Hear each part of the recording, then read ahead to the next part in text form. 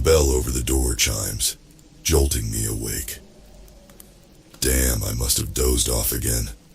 My eyes snap open and I sit up straight, ready to greet whoever just walked in.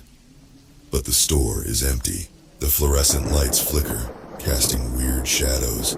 My skin prickles. Something ain't right. I'm Tom, night clerk at the Oasis Gas and Go. It's a dinky little station off Route 17, miles from anywhere. Truckers and drifters are our bread and butter. Been working the graveyard shift here 3 years now. Thought I'd seen it all. I was wrong. It started about a month back. Just little things at first. Items going missing when I could have sworn they were there a second ago.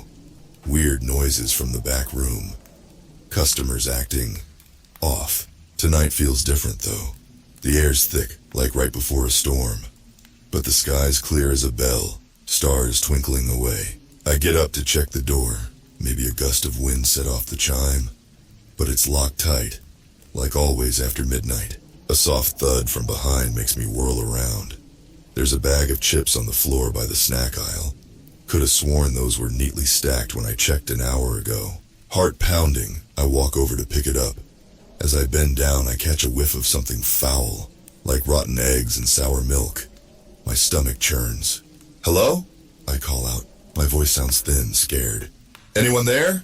Silence, just the hum of the coolers. I put the chips back and do a quick sweep of the store. Nothing. No one hiding in the aisles or bathroom. I'm alone. Or am I? Back at the register, I try to shake off the weirdness. Probably just my imagination running wild. What else is there to do on a dead night like this? I pull out my phone, thinking I'll watch some videos to pass the time. But there's no signal. Typical. Reception out here's spotty on a good day. The clock on the wall says 2:17 a.m. Still hours to go before my shift ends. I sigh and grab the mop. Might as well clean, keep myself busy. As I'm mopping near the drink coolers, I see something in the glass. A face, staring at me. But it ain't my reflection. It's pale, way too pale. Eyes like black pits. And that mouth, stretched in a way no human mouth should stretch. Grinning at me with rows of needle-sharp teeth. I yelp and spin around. Nothing there. Just rows of soda and energy drinks. My hands are shaking so bad I can barely hold the mop. What the hell was that? Gotta be seeing things. Maybe I'm coming down with something. Or maybe Kenny slipped something in my coffee again as a joke. Wouldn't put it past that jackass. I lean the mop against the wall and head for the break room. Splashing some cold water on my face might help. The break room door creaks as I push it open. It's dark inside. I fumble for the light switch, fingers brushing the wall. Click. Nothing happens. Great. Bulb must be burned out. I take a step inside, feeling my way toward the sink. My foot hits something soft, fleshy. Before I can stop myself, I'm falling. I land hard, the wind knocked out of me. Whatever I tripped on, it's warm. And it's moving. Panic sets in. I scramble backward, trying to get to my feet. My hand lands in something wet and sticky. Please be a spill. Please be a spill. Please be a spill. I make it to the doorway and lunge for the store's main area. Safe in the light. I slam the break room door shut behind me. My shirt's damp. I look down and nearly puke. Blood. My hand and shirt are covered in it. This can't be happening. I gotta be dreaming. Wake up, Tom. Wake the fuck up. But I'm wide awake. And now I notice the smell. That rotten egg stink from earlier, but stronger. It's coming from me. From the blood. I race to the bathroom, scrubbing my hands raw. The blood comes off, but the smell lingers. Back in the store, everything looks normal. No blood trail. No sign anything weird happened. Did I imagine it all? Am I losing my mind? The bell chimes again. This time there's someone there. It's Kenny, here for the morning shift. All ready? I check the clock. 6 a.m. on the dot. Where'd the last 4 hours go? Morning sunshine, Kenny drawls. You look like shit. Rough night? I open my mouth to tell him everything, but the words die in my throat. He'll think I'm nuts. Hell, maybe I am. Nah, I lie. Same old, same old. Quiet night. Kenny nods, not really listening. He's already flipping through a magazine, feet up on the counter. See you tomorrow then, I mumble. The morning sun feels good on my face as I step outside. Maybe it was all just a bad dream. A nightmare brought on by too much caffeine and boredom. But as I reach my truck, I see something that makes my blood run cold. There, carved into the hood, are 2 words. Come back. What the hell have I gotten myself into? And how long before whatever's in that station decides I'm not leaving again? I peel out of the parking lot, tires squealing. But I know I'll be back tonight. I need this job. And something tells me no matter where I go, they'll find me. The regulars at the Oasis? They ain't human. And I got a feeling they ain't done with me yet. I didn't sleep a wink that day. Every time I closed my eyes, I saw that face in the cooler. Those black pit eyes. That impossible grin. By the time my shift rolled around, I was a mess. Jittery from too much coffee, dark circles under my eyes. But I went back. Had to. Rent's due next week, and jobs ain't exactly growing on trees out here. Kenny raised an eyebrow when I walked in. Jesus, Tom, you look even worse than this morning. You sick or something? I shook my head. Nah, I just couldn't sleep. He shrugged, already heading for the door. Whatever, don't go passing out on me. Oh, and heads up. Fridge in the break room's acting funny. Called the repairman, but he can't make it till tomorrow. My stomach dropped. The break room, blood on the floor, that thing I tripped over. Well, what's wrong with it? I stammered. Hell if I know. Making weird noises. Smells off too. Kenny wrinkled his nose. Probably just need to clean it out. Anyways, I'm out of here. Later. The bell chimed as he left. I was alone. Again. For the first hour, nothing happened. I started to relax. Maybe last night really was just my imagination. Too many horror flicks. Too much caffeine. Then the lights flickered. Once, twice, 3 times. My heart started racing. Here we go. From outside came a low rumble, an engine getting closer. Headlights swept across the windows as a car pulled up to the pump. I let out a breath I didn't know I was holding. Just a customer. Normal. Safe. The car door opened. Shut. Footsteps crunched on gravel, but nobody came inside. I waited. And waited. The hairs on the back of my neck stood up. Something was wrong. Swallowing hard, I made my way to the door. Gotta check on the customer. It's my job, right? I peered out into the darkness. The car was there, all right. Old station wagon beat to hell, but no driver. The pump wasn't running either. I stepped outside, the cool night air raising goosebumps on my arms. Hello? I called. Everything okay out here? No answer, just crickets and the distant hoot of an owl. I walked toward the car, pulse pounding in my ears. As I got closer, I saw the driver's door was still open. Hello? I said again, softer this time.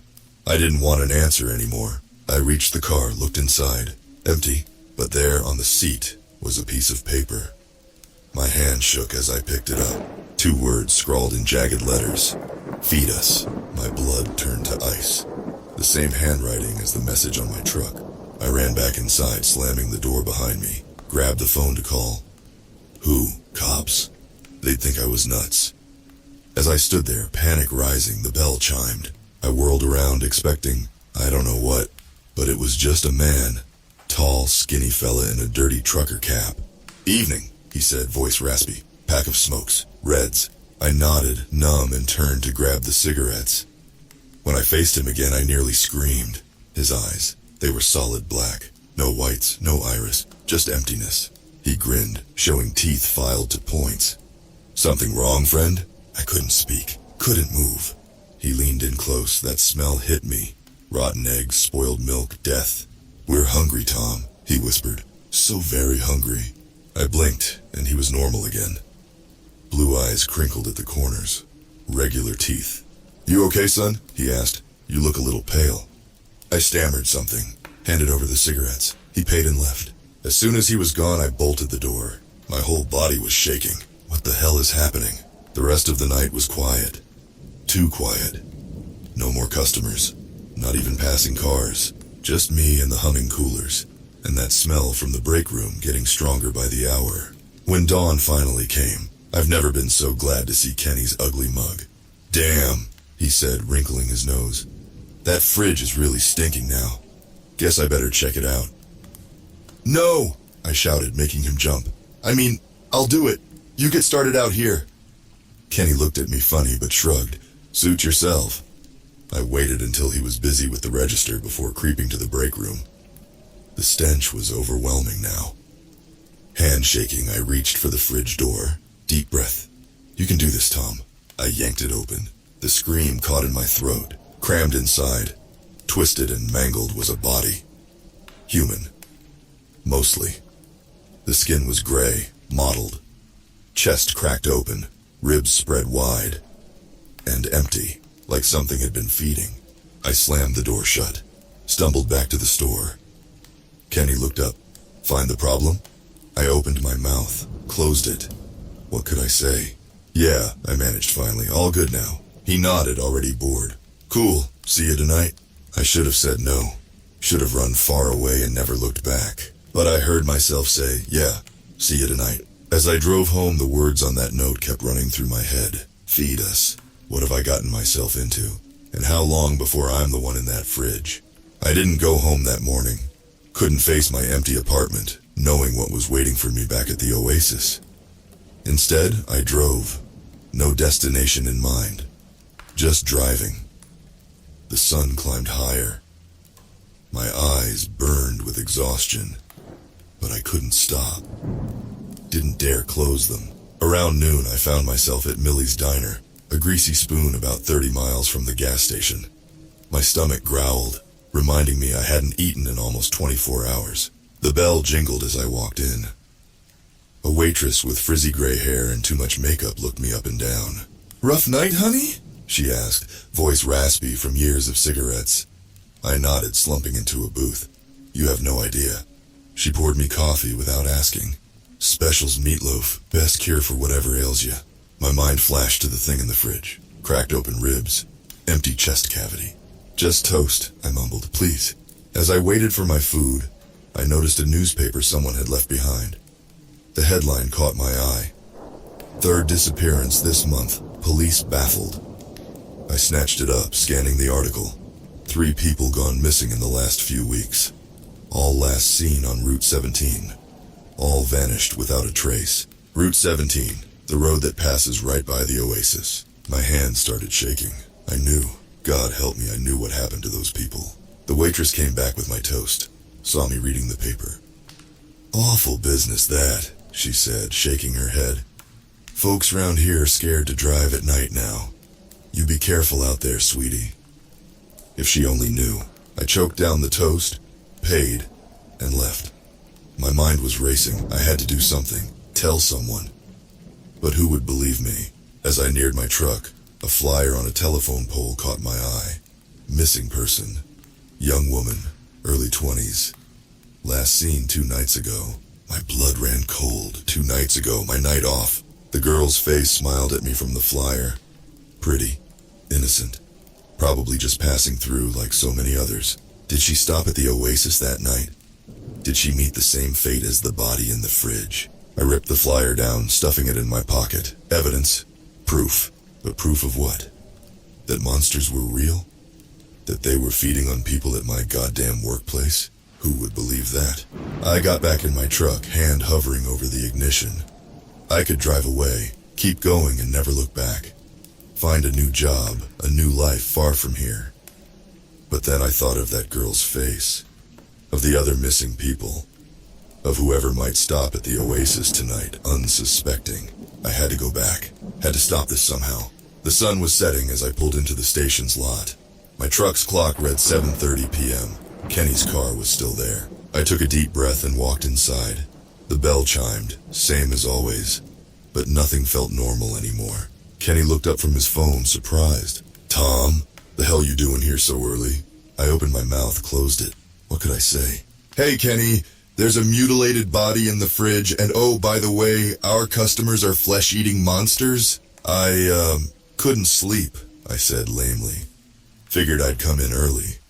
You can head out if you want. Kenny eyed me suspiciously. You sure you're okay, man? You've been acting weird as hell. I forced a smile. Yeah, just tired. Go on, get out of here. He shrugged, grabbing his jacket. Whatever you say, boss. See you in the morning. As soon as he was gone, I locked the door, pulled the shades down. No customers tonight, no more disappearances. I was ending this, somehow. First things first, I had to deal with it, the thing in the fridge. I crept to the break room, gag reflex already kicking in from the stench. The smell was worse than ever. Steeling myself, I threw open the fridge door. Empty. I blinked, sure I was seeing things. But no, the mangled body was gone, not even a bloodstain left behind. What the hell? A sound from the store made me whirl around. Scratching, like nails on metal. I peered out the break room door. Nothing seemed out of place. Just rows of snacks and drinks. The scratching came again, louder from inside the walls. My heart pounded, sweat beaded on my forehead. Hello, I called out, voice shaking. Is someone there? Silence. Then a whisper right by my ear. Hungry? I spun around, fists raised, no one there. The lights flickered. Once, twice, then darkness. In the pitch black I heard movement, soft thuds like footsteps. But not human. Too many legs, coming from all directions. The emergency lights kicked on, bathing everything in a sickly green glow. I wish they hadn't. The walls were moving, writhing. As I watched in horror, shapes began emerging. Pale, twisted things. Vaguely human, but wrong. So wrong. Too many limbs. Mouths where eyes should be, and all of them turning toward me. A chorus of whispers filled the air. Hungry, so hungry. I ran, blind panic carrying me through the store. I slammed into displays, sending chips and candy flying. Made it to the door, yanked on the handle. Locked. I had locked it myself. Shaking hands fumbled with the keys. Behind me, I heard them coming, slithering, crawling, hungry. The lock clicked. I threw the door open and burst outside. Cool night air hit me. I gulped it down, trying not to vomit. For a moment, I thought I was safe. Then I saw them, people, dozens of them, standing in the parking lot, surrounding my truck. Perfectly still, watching me. One stepped forward. The trucker from last night, black eyes gleaming in the moonlight. He grinned, mouth full of needle teeth. Closing early tonight, Tom? That's not very good customer service. The others laughed, a horrible sound like bones breaking. What do you want? I screamed. What the hell are you? The trucker's grin widened, impossibly wide. We told you, Tom. We're hungry. And you? He licked his lips. You're the special tonight. They moved as one.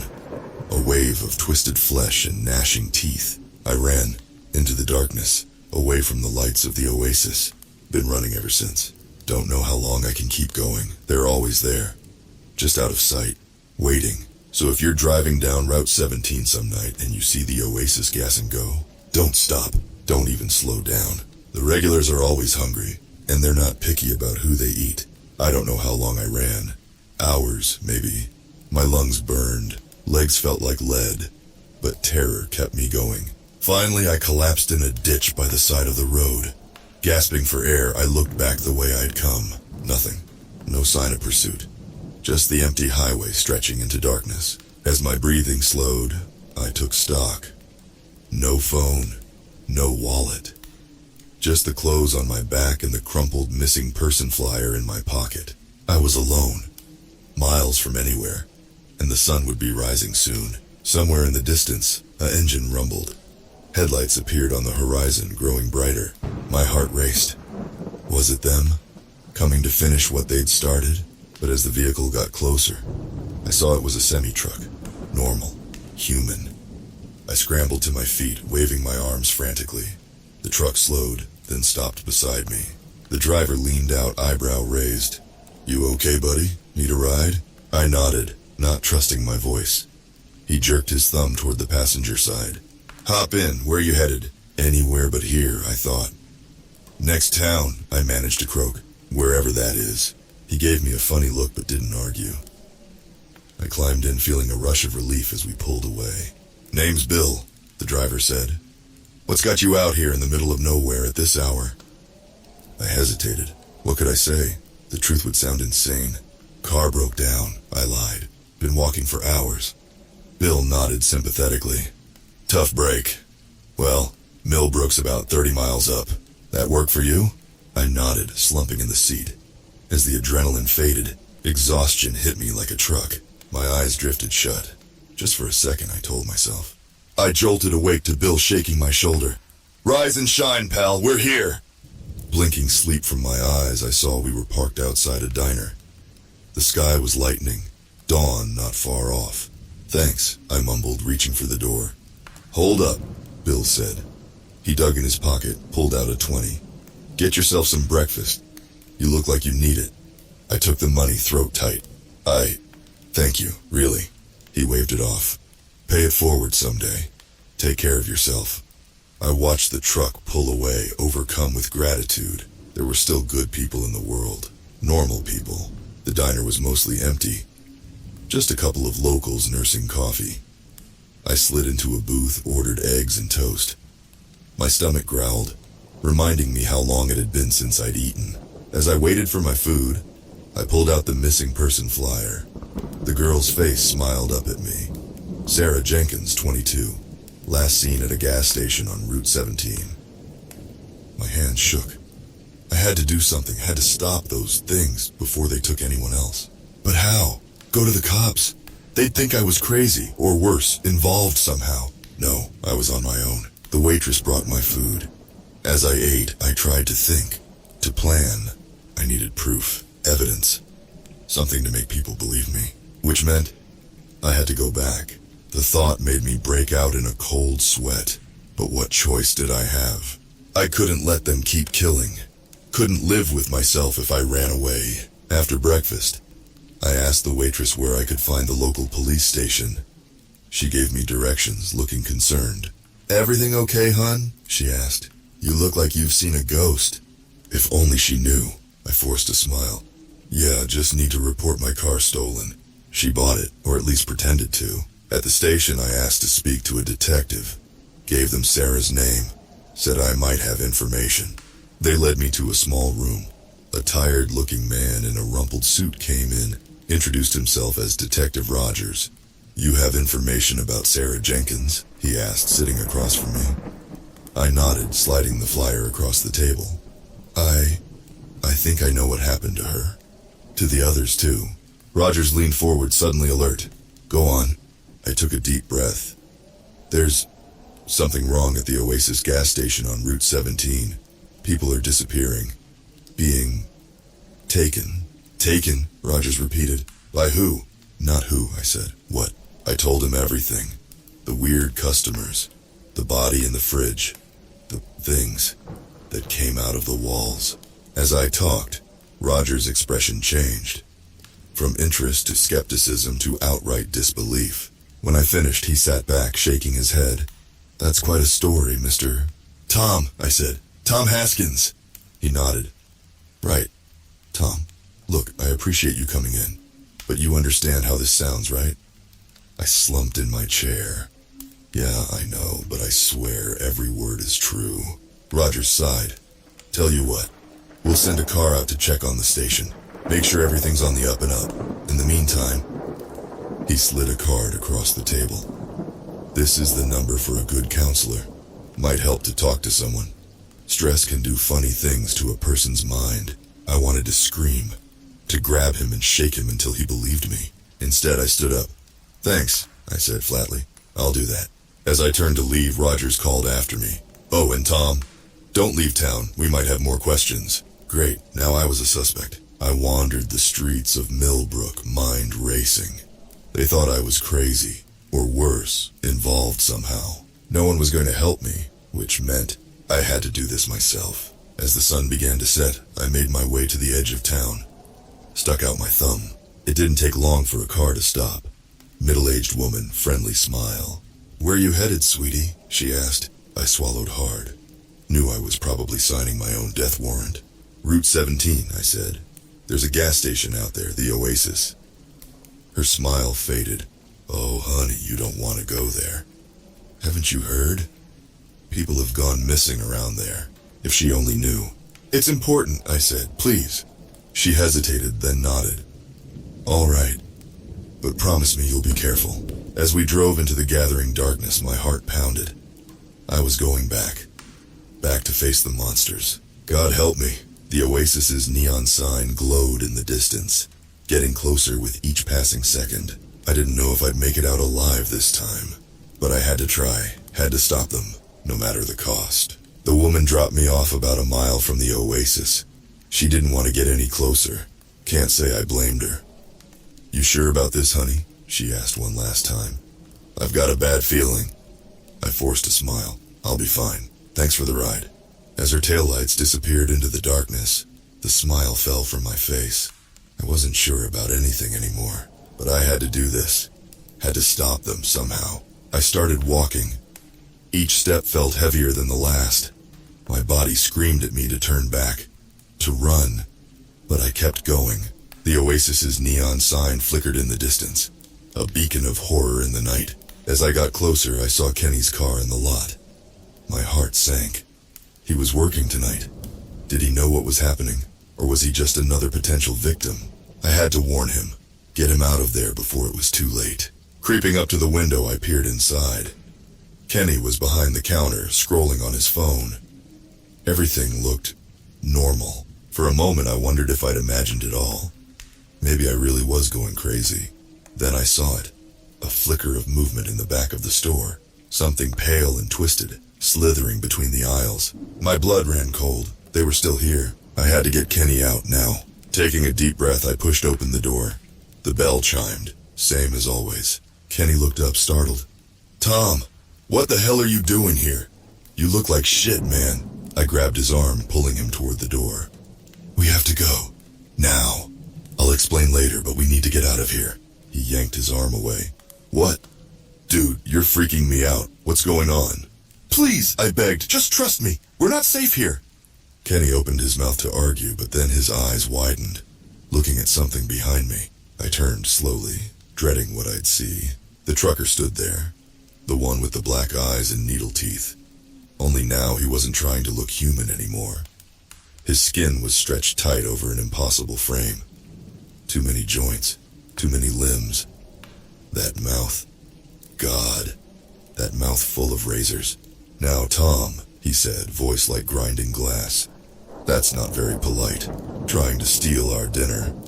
Kenny let out a strangled scream. I grabbed his arm again, shoving him toward the door. "Run!" I yelled. "Don't look back, just run!" We burst out into the parking lot. Behind us, I heard things pouring out of the store, chittering and slithering. Kenny was faster than me. He reached his car first, fumbling with the keys.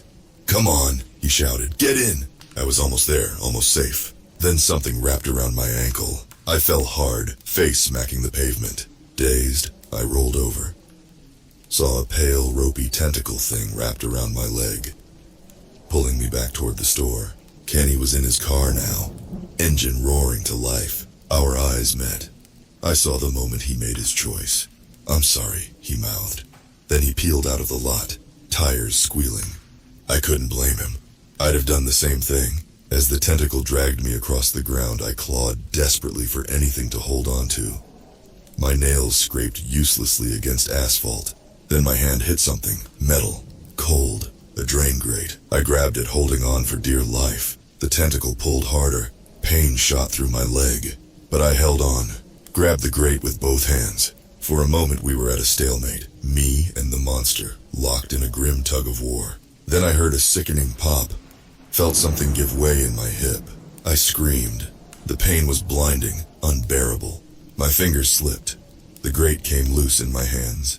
As I was dragged into the store, into darkness, one thought kept running through my mind. I failed. I couldn't stop them. And now I was going to die. The inside of the oasis was wrong, twisted. The walls pulsed like living flesh. The floor was slick with something I didn't want to think about. They dragged me to the center of the store. A circle of those things surrounded me, watching, waiting. The trucker thing stepped forward, loomed over me. "Oh, Tom," he said almost sadly. "Why did you have to come back? We liked you. Would have let you live. For a while anyway." I spat blood at him. It was all I could do. He sighed, a sound like wind through a graveyard. "I suppose there's no point in dragging this out. We are rather hungry after all." The circle tightened. Pale, twisted limbs reached for me. I closed my eyes, waited for the end. But it didn't come.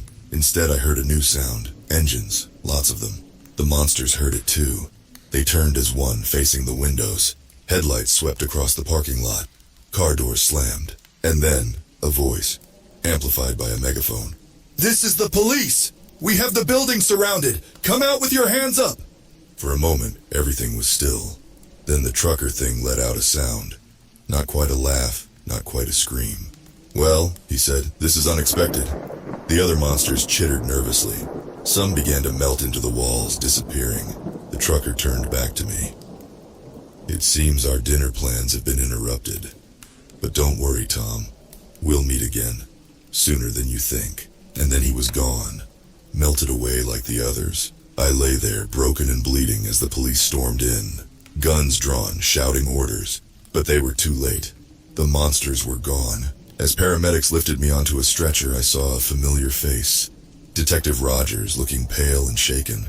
"My God," he whispered, "you were telling the truth." I tried to speak, to warn him, but the pain and exhaustion were too much. As they loaded me into the ambulance, I had one last glimpse of the oasis. It looked normal now, just a run-down gas station. But I knew better. They were still there, hiding, waiting, and someday they'd be back. The last thing I remember before passing out was the sound of the ambulance siren, wailing into the night, warning everyone. The monsters are real, and they're always hungry. I woke up to the steady beep of a heart monitor. The smell of antiseptic burned my nostrils. A hospital room slowly came into focus. For a moment, I thought it had all been a nightmare. That I'd wake up back in my crappy apartment, late for my shift at the oasis. Then the pain hit, my leg, my hip, every breath hurt. It was real, all of it. A nurse came in, saw I was awake. She smiled, but it didn't reach her eyes. "Good to see you're with us, Mr. Haskins. How are you feeling?" I tried to speak, but my throat was too dry. She held a cup of water to my lips. "The doctor will be in soon," she said. "And there are some people who want to talk to you." The way she said people made my skin crawl. The doctor came first, rattled off a list of injuries. Dislocated hip, fractured ribs, cuts and bruises everywhere. "You're lucky to be alive," he said. "Didn't feel lucky." Then came the cops. Detective Rogers and someone new, a woman in a sharp suit. Didn't introduce herself. "Mr. Haskins," Rogers began, "we need to talk about what happened at the oasis." I took a deep breath, winced at the pain in my ribs. "You wouldn't believe me if I told you," I said. The woman spoke up. "Try us." So I did. Told them everything. The weird customers. The body in the fridge. The monsters that came out of the walls. As I talked, I watched their faces. Rogers looked sick. The woman, she didn't react at all. When I finished, there was silence. Then Rogers cleared his throat. "We found some things at the station. Blood. Lots of it. And other stuff. Lab's still running tests." The woman leaned forward. "What we didn't find were any monsters. Care to explain that?" I laughed. It hurt. "They hide. In the walls, under the floors. They're still there, waiting." She nodded. Like this made perfect sense. "And the missing people? Sarah Jenkins, the others?" I closed my eyes. Saw Sarah's smiling face on that flyer. Gone. Eaten. "I'm sorry." More silence. Then the woman stood up. "Thank you for your time, Mr. Haskins. We'll be in touch." As they left, I called out to Rogers. "You believe me, right? You saw something." He wouldn't meet my eyes. "Get some rest, Tom. We'll talk more later." Days passed. Cops came and went, asked the same questions over and over. I saw the news. They were calling it a mass kidnapping. Said they'd caught the guy responsible. It was Kenny, my old co-worker, the one who'd left me behind. They showed his picture on TV. He looked terrified, kept saying he didn't do it, that there were monsters. No one believed him, just like no one believed me. The woman in the suit came back. Alone this time. "How much do you know about the Oasis gas station, Mr. Haskins?" she asked. I shrugged. "Worked there 3 years, shitty pay, weird hours. Oh, and it's a feeding ground for flesh-eating monsters." She didn't smile. "The Oasis has been there for over 50 years. In that time, there have been 37 disappearances within a 10-mile radius, all unsolved." My blood ran cold. Jesus, why didn't anyone notice? "Oh, people noticed, but proof, that's harder to come by." She paused. Until now. She pulled out a tablet, showed me a video. It was grainy. Security camera footage. Showed the inside of the oasis. At first, nothing happened. Then, the walls moved. Something came out. Pale. Twisted. Hungry. I felt sick. Turn it off, please. She did.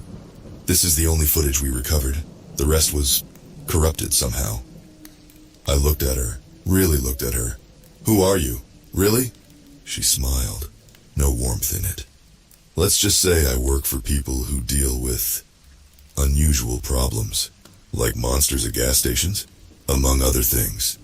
She stood up. Get some rest, Mr. Haskins. When you're discharged, we'll have more to discuss. After she left, I lay there, thinking about everything that had happened, everything I'd seen.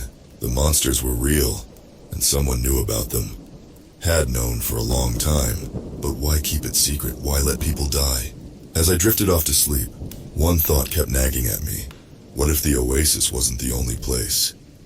What if there were others? All over the country, all over the world. Feeding grounds for things that saw us as nothing but prey. In my dreams I saw them. Pale faces, black eyes, hungry mouths, and behind them all the neon sign of the oasis, flickering in the darkness. Always open, always hungry. When I woke up, the woman was there, waiting. Time to go, Mr. Haskins, she said. We have work to do. As she wheeled me out of the hospital, I realized something. My old life was over. There was no going back. Not after what I'd seen. What I knew. The monsters were real, and someone had to stop them. Guess that someone was me. God help us all. It's been 6 months since that night at the oasis. Sometimes it feels like a lifetime ago.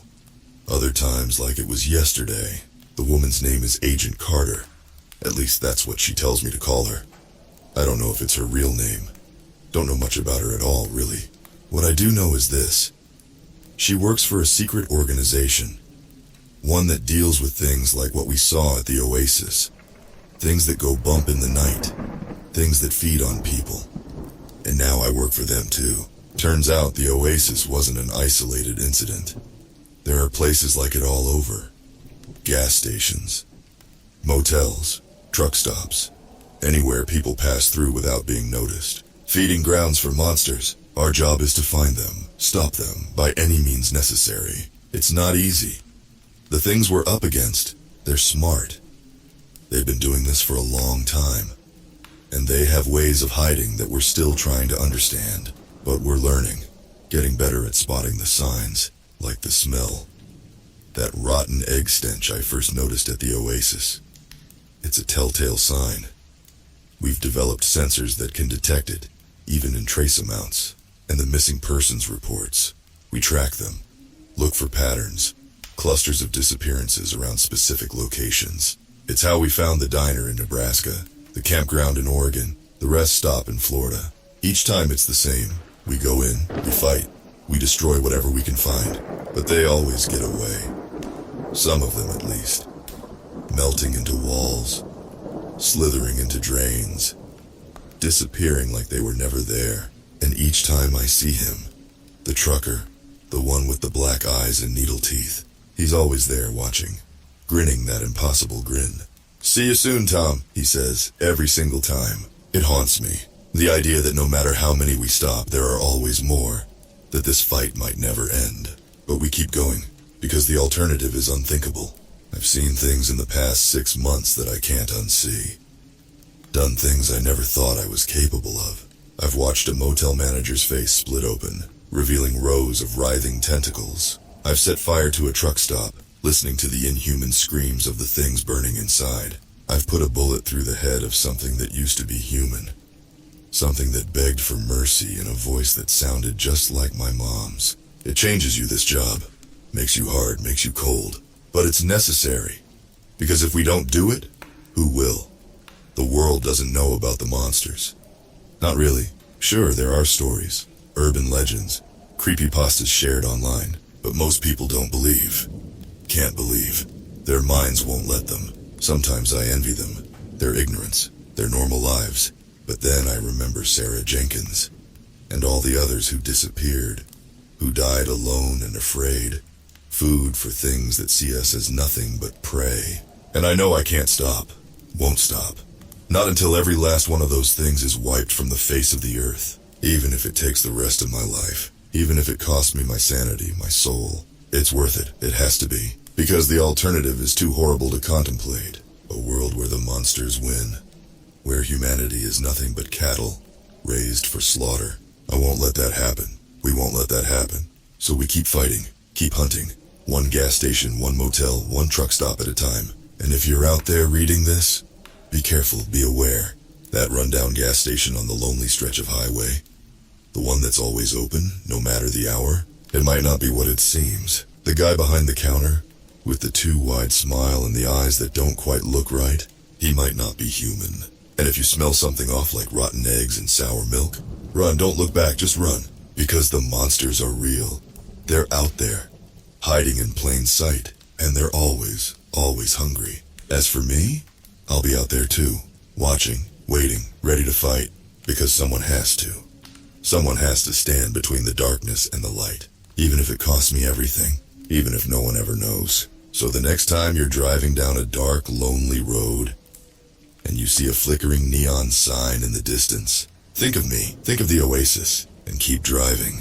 Don't stop, don't ever stop, because the night is dark and full of terrors, and some of them wear human skin.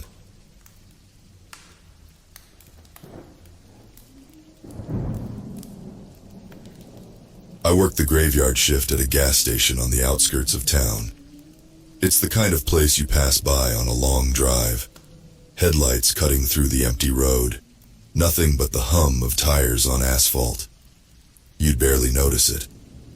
But for me, this little box of flickering fluorescent lights and worn-out linoleum is my life from midnight to sunrise.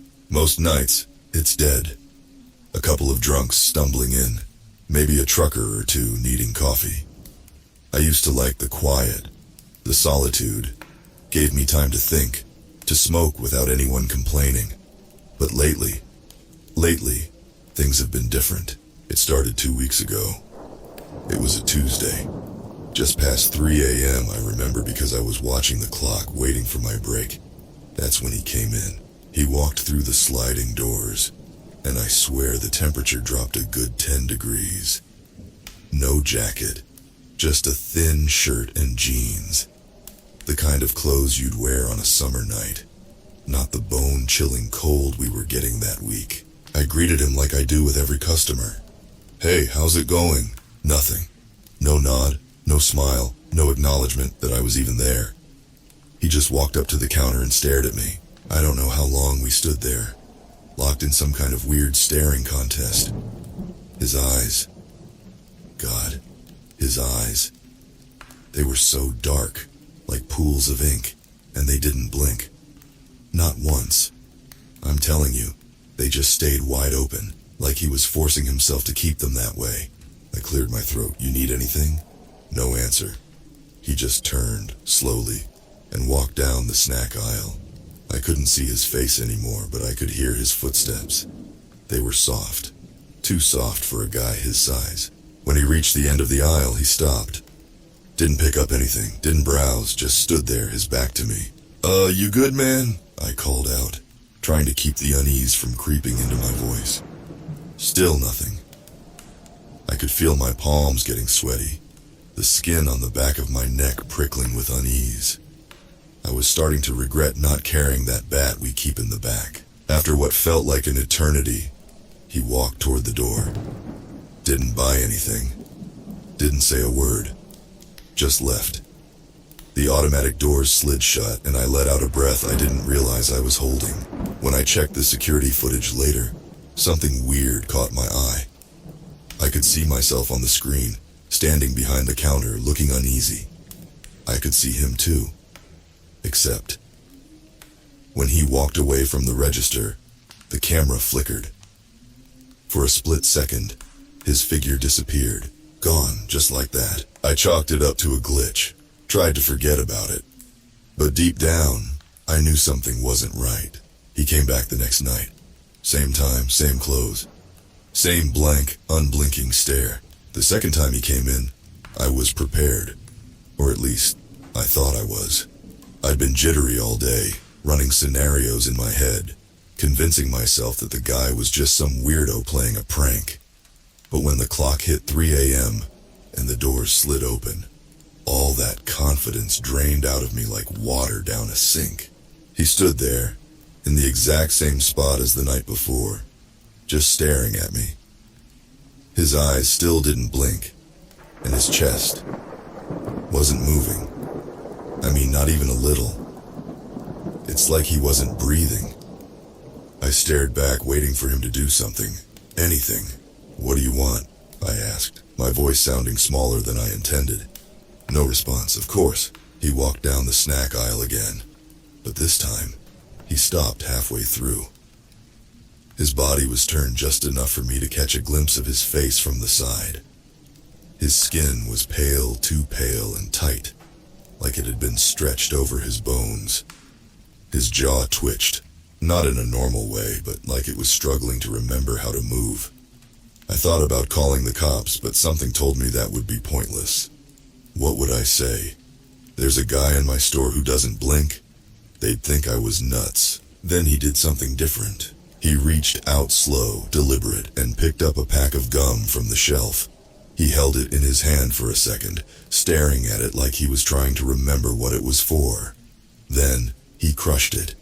Just like that, in one quick movement, the gum was destroyed, wrapper and all. I flinched, the sound of crinkling plastic and cardboard too loud in the stillness. And then he turned to face me again. This time I noticed something I hadn't before. His eyes, they weren't just dark. They were hollow, empty, like there was nothing behind them. No soul, no thoughts, just void. He walked back to the counter and placed his hands on it, leaning forward, bringing his face closer to mine. I could smell him now, a mixture of wet dirt and something metallic, like old pennies. I wanted to move, wanted to scream, but my body refused to listen. It's like I was frozen in place, paralyzed by the sheer wrongness of him. Then, just like before, he turned and walked out. The doors slid shut, and the temperature in the store went back to normal. I stood there, trembling, staring at the counter where his hands had been. There were smudges there, dark and greasy, like oil or something else. I didn't check the footage that night. I couldn't. All I could think about was that empty gaze and the fact that once again, he never blinked. The third night, I almost didn't go in. My brain was screaming at me to call in sick, tell my boss I'd caught something nasty, or just quit altogether. But I didn't. Maybe it was pride, maybe stupidity, or maybe just the desperate need to convince myself that it was all in my head. Whatever it was, I showed up. The second I stepped into the gas station, though, I regretted it. The place felt different, wrong. The fluorescent lights hummed too loud, flickering more than usual. The air was heavy, thick, like I was walking through a swamp.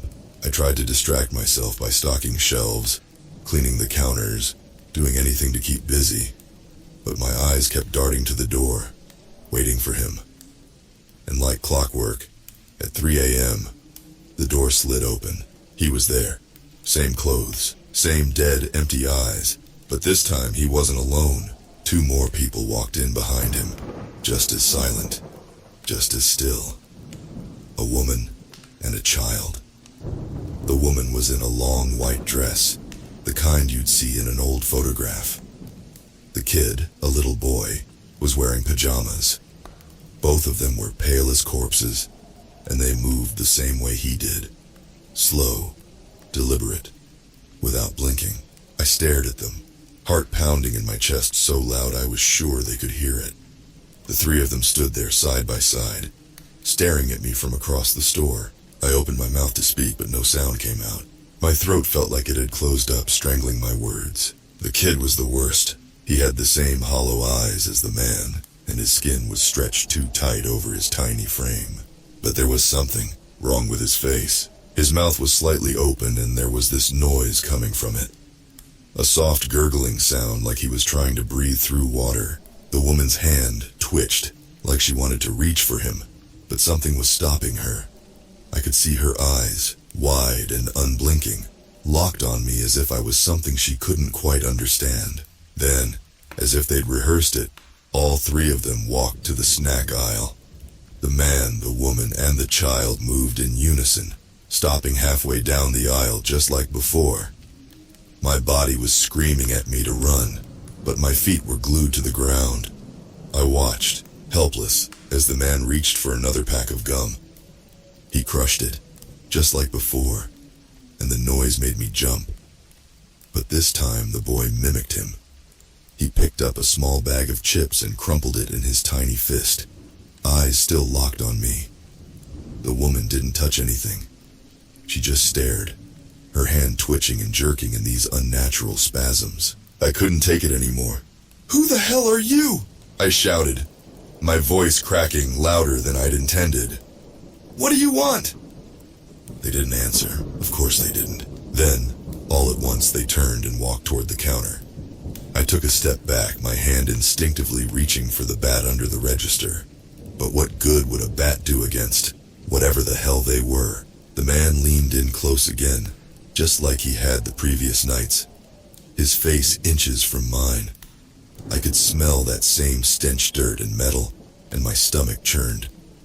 The woman stood next to him, her hollow eyes boring into me, while the boy hung back, his little mouth still making that gurgling sound. Then something strange happened. The man smiled. It wasn't a normal smile. His lips pulled back, too wide, stretching the skin of his face until I thought it might tear.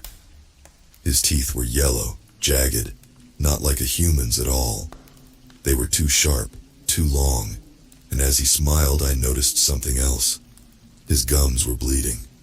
Thick, dark blood oozed from the gaps between his teeth, dripping onto the counter. I stumbled back, knocking over a display of lighters, my heart slamming against my ribs. But the smile didn't waver. If anything, it got wider, his teeth gleaming under the sickly fluorescent lights. And then he spoke. "We are waiting," he said, his voice low, guttural, like it had been dragged from the depths of a grave. The words echoed in my head, bouncing around like I couldn't get rid of them. I blinked, trying to process what I'd just heard. Waiting for what? The man didn't answer. Instead, he took a step back, his head tilting slightly, as if he was studying me. The woman twitched again, her hand jerking toward me before she stopped herself.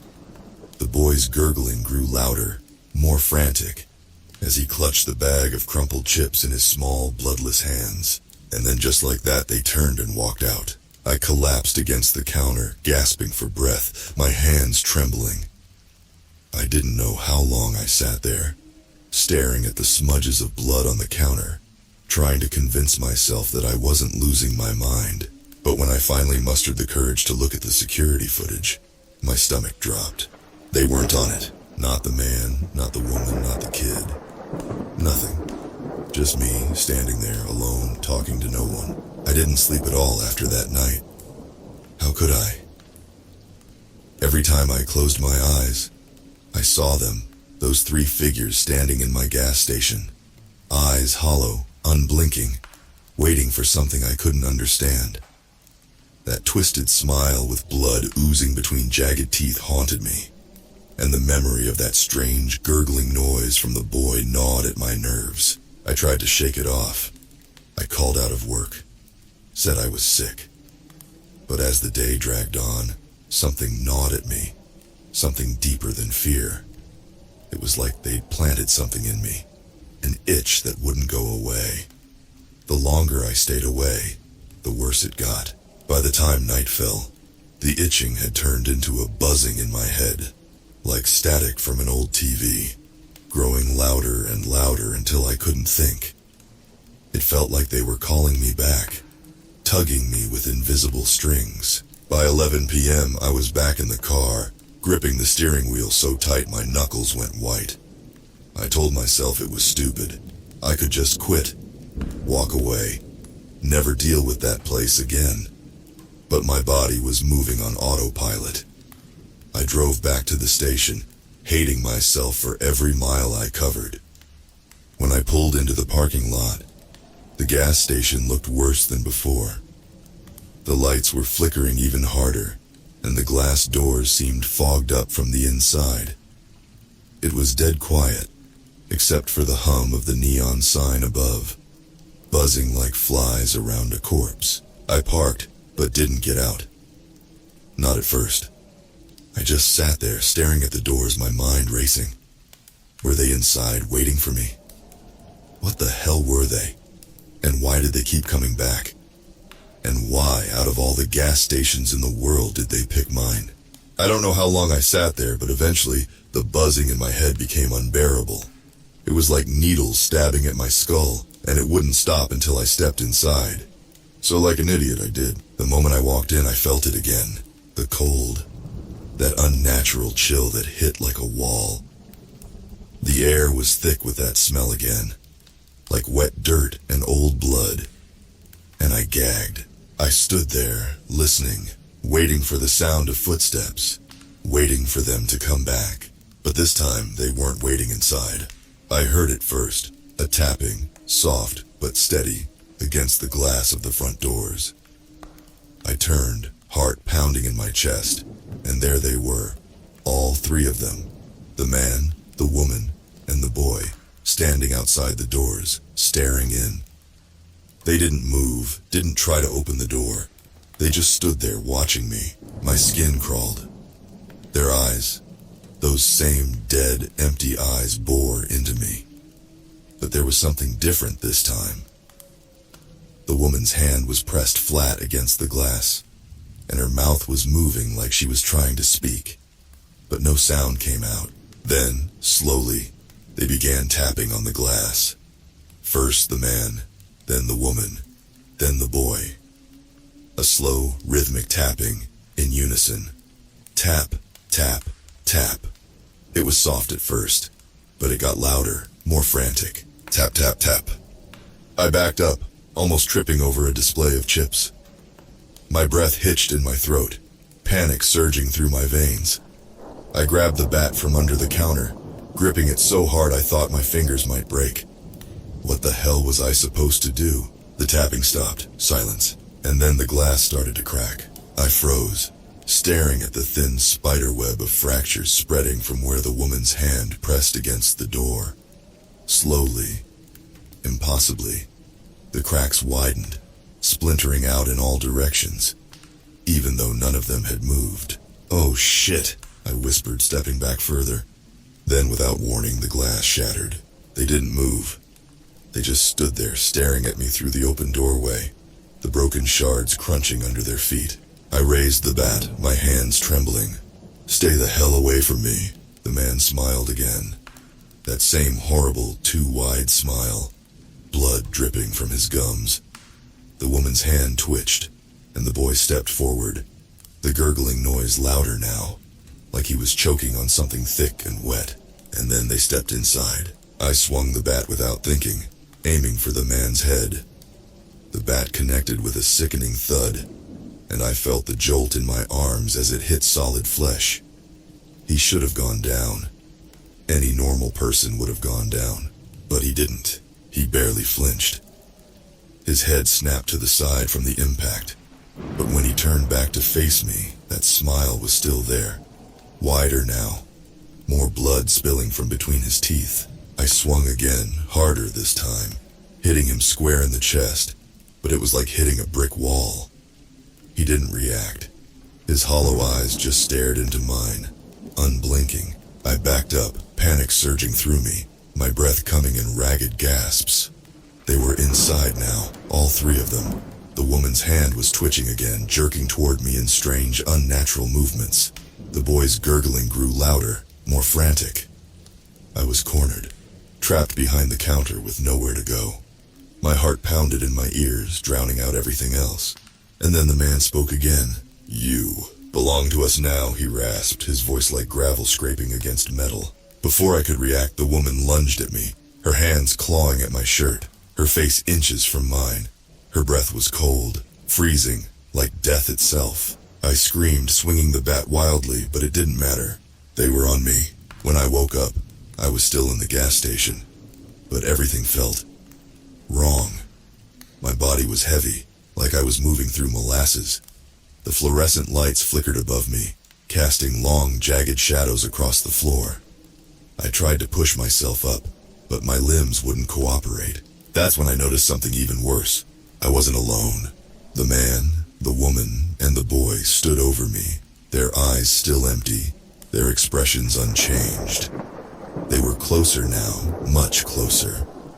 The man's face was just inches from mine, his rotten breath washing over me in slow, deliberate waves.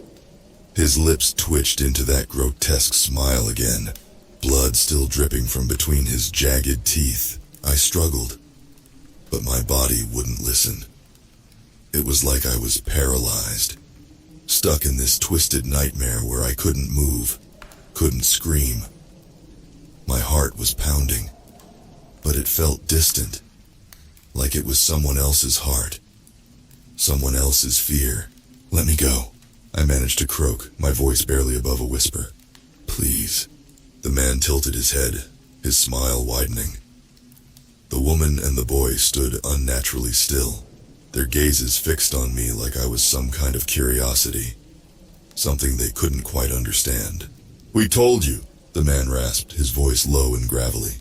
"You belong to us now." I could feel my skin crawl at his words. I tried to fight it, to move, to scream, to do anything, but my body remained frozen, locked in place by some unseen force. Suddenly, the boy took a step closer, his gurgling breaths filling the silence. His eyes were wide, unblinking, and he reached out with one small, pale hand, brushing it against my arm. His skin was ice cold, like touching a corpse. The contact sent a jolt of nausea through me, and I flinched, or at least I tried to. "You're one of us," the boy whispered, his voice barely audible, but it echoed in my mind, louder and louder until it was all I could hear. "One of us, one of us," the words repeated over and over in my head like a broken record. I wanted to scream, to claw at my ears to make it stop, but I couldn't. My body was no longer my own. The woman reached out next, her fingers trembling, twitching as they grazed my cheek. Her touch was colder than the boy's, colder than death itself. I felt it seep into me, chilling my blood, freezing my bones. And then I started to change. At first, it was subtle and odd, creeping sensation beneath my skin, like something was slithering through my veins. But then it got worse. Much worse. My skin started to tighten, pulling against my muscles, stretching too thin, too taut, like it was being yanked from the inside. I gasped, trying to scream, but no sound came out. My mouth was dry, my throat constricted, and all I could do was watch as my hands, my arms, my entire body began to distort. My fingers twisted, the joints cracking painfully as they bent in ways they shouldn't. The skin around my knuckles split open, blood oozing from the fresh wounds, but I couldn't feel it. I couldn't feel anything. I watched, horrified, as the skin on my arms rippled, like something was moving underneath it. My fingers elongated, the bones stretching unnaturally long, and my nails darkened, thickening into sharp, jagged points. The man was watching me, that same smile plastered on his face, as though he was proud of what I was becoming. "You'll understand soon," he said, his voice soft, almost comforting. "We all do, eventually." I tried to scream, to beg for help, but my voice was gone, stolen by whatever force was transforming me. I felt my teeth shift in my mouth, growing sharper, longer, pressing against my lips until they cut into the skin. Blood dripped down my chin, but I couldn't wipe it away. I couldn't even close my mouth. My vision started to blur, my eyes burning as the world around me twisted and bent. I could see the man, the woman, and the boy, but they were fading, their forms blending into the shadows, becoming part of the gas station itself. And I was becoming like them. My skin, once warm and alive, was turning pale, gray like stone. I could feel the blood draining from my face, from my limbs, as if it were being sucked out by some invisible force. My heartbeat slowed, then stopped altogether. But I was still conscious, still aware of every agonizing second of it. I was dying, no worse than that. I was becoming something else. The man reached out, his cold, dead hand pressing against my chest. "It's time," he whispered, his voice barely audible over the sound of my own blood rushing in my ears. "You're one of us now." And then everything went black. I don't know how long I was out. Hours? Days? It felt like an eternity, but when I opened my eyes again, I wasn't in the gas station anymore. I was standing in the middle of a dark, empty road, the gas station a distant silhouette behind me. The man, the woman, and the boy were gone, but their presence lingered in the air, thick and oppressive. I looked down at my hands, expecting to see the twisted, grotesque claws I'd seen before. But they were normal. My skin was back to its usual color, my fingers unbroken. For a moment, I thought maybe it had all been some horrible nightmare. Maybe I'd passed out. Maybe I was hallucinating from stress or lack of sleep. But then I heard it, a soft, rhythmic tapping. I turned, slowly, my heart pounding in my chest. And there, in the distance, I saw them. The man, the woman, and the boy, standing just beyond the edge of the gas station parking lot, watching me, and they weren't alone. Behind them, stretching back into the darkness, were dozens of others. Pale, dead-eyed figures, all staring at me with that same hungry look. They didn't move, didn't blink. They just waited, and I knew in that moment that I was no longer just a victim. I was one of them. I stood there, rooted to the spot, staring at the growing crowd of pale, dead-eyed figures in the distance. My heart hammered in my chest, but it felt wrong, hollow, like it was beating for someone else. I rubbed my hands together, expecting them to be cold like theirs, but they felt normal. Too normal. But I wasn't normal. I could feel it in my bones, in the slow, deliberate way my heart thudded. I could hear it too, the tapping, soft and distant, like the sound of a branch tapping against a window, except there was no wind, no branches. The man, the woman, the boy, they all stood there in the dark, their eyes fixed on me. Their bodies were still, unnervingly still, as though they weren't bound by the same laws of nature anymore. Maybe they weren't. I sure as hell wasn't. I tried to turn away, to leave, but something held me in place.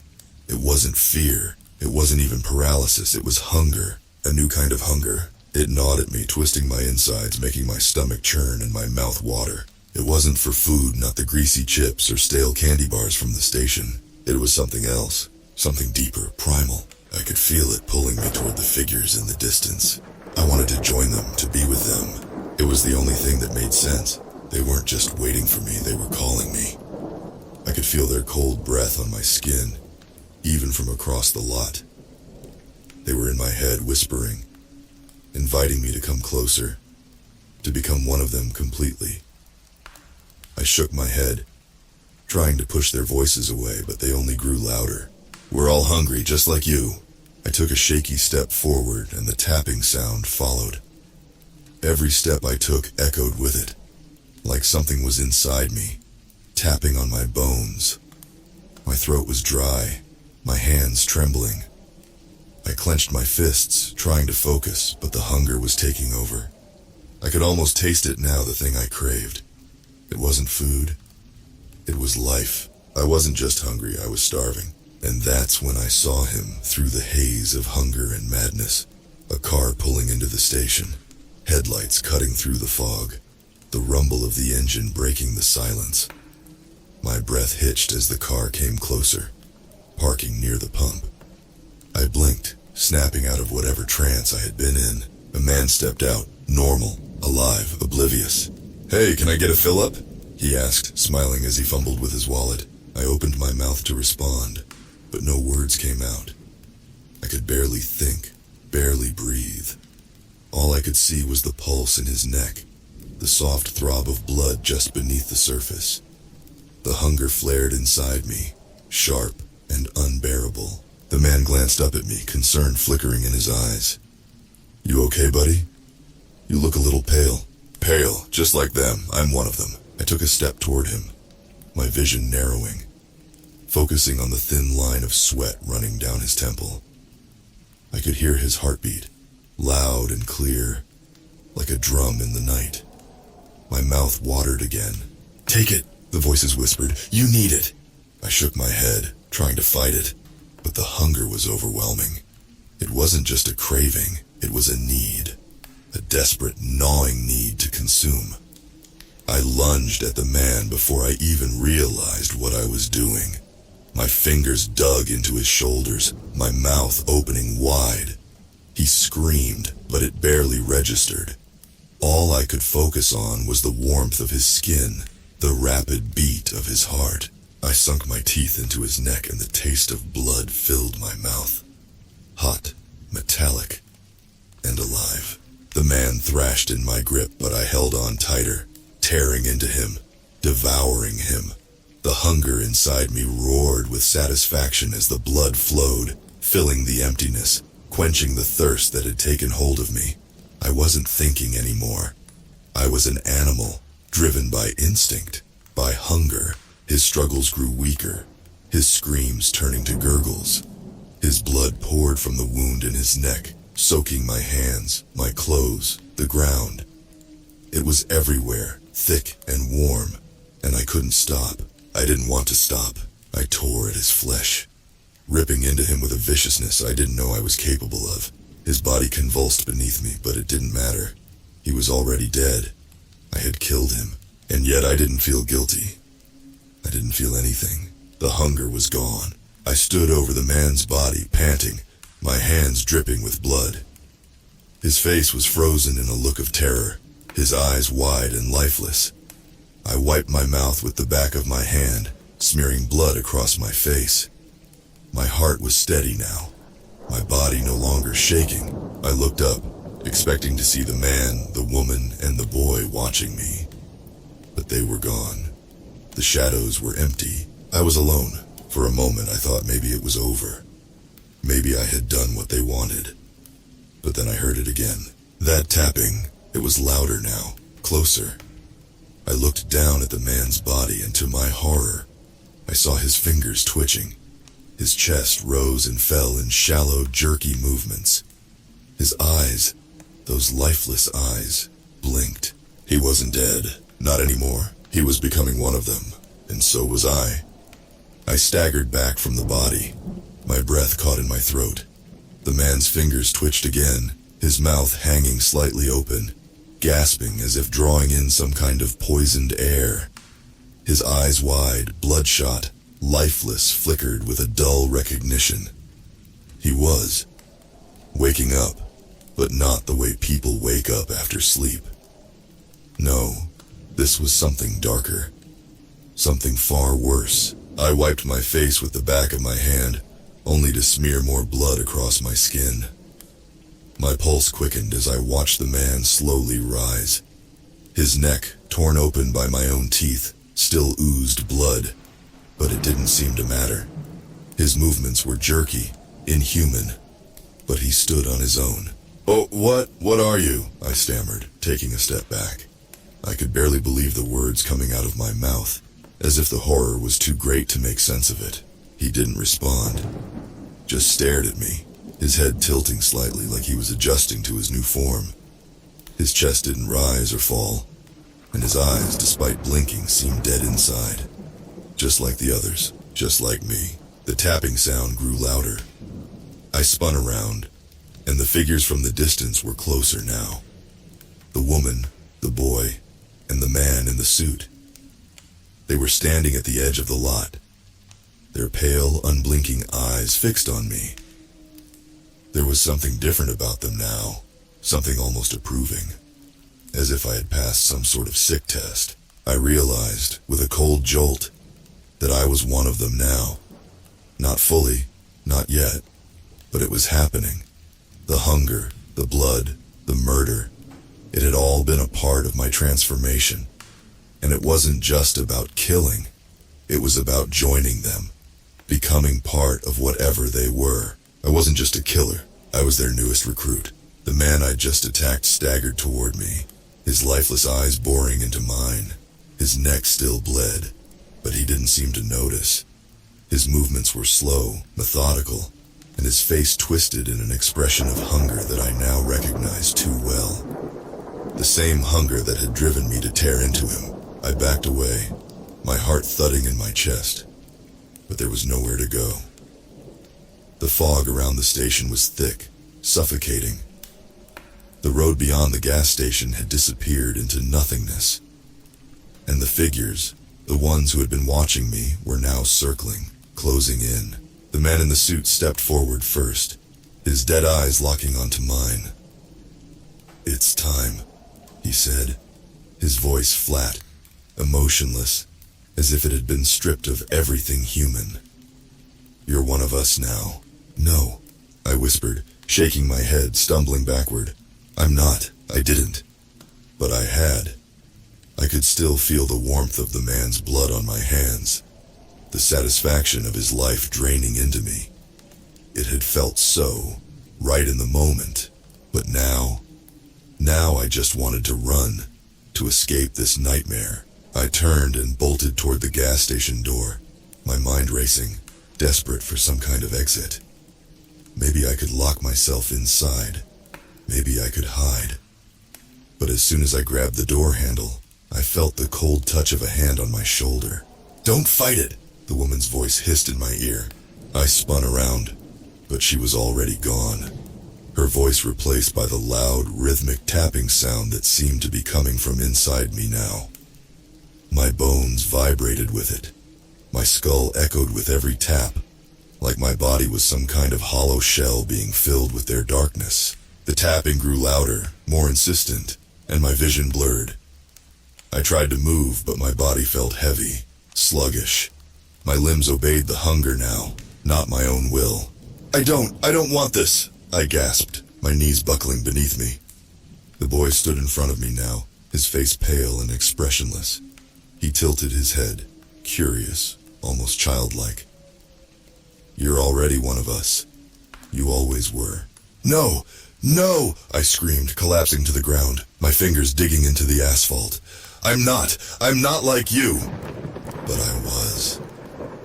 I could feel it in the way my heart slowed, the way my breaths grew shallow. The hunger, that terrible, insatiable hunger, wasn't just a part of me anymore. It was me. It had taken root deep inside, transforming me from the inside out. The others circled closer now, their eyes empty, their mouths open as though they were waiting for something, waiting for me to join them fully. I could feel it, the final step in the process, just waiting to take hold.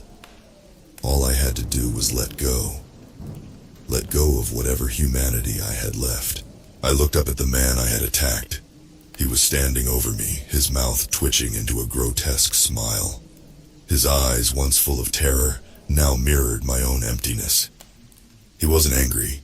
He wasn't even scared. He was hungry, and so was I. The tapping reached a fever pitch, vibrating through my bones, through my blood, through whatever was left of me. I felt my body convulse, my muscles tightening, my mind slipping further into the darkness. The boy stepped forward, kneeling in front of me, his hand gently resting on my cheek. "It's okay," he whispered. "We're all hungry." And with that, the hunger took over completely. I opened my mouth, feeling the sharpness of my own teeth, and the last remnants of who I had been faded into nothingness. There was no fear, no guilt, no remorse. Only the hunger. I rose to my feet, my movements slow, deliberate. The others stepped back, making room for me. I could feel their approval, their acceptance. I was one of them now. I turned toward the station, toward the next car that would come, and I waited, because now I was the midnight customer, and I never blinked or breathed, but I was always hungry.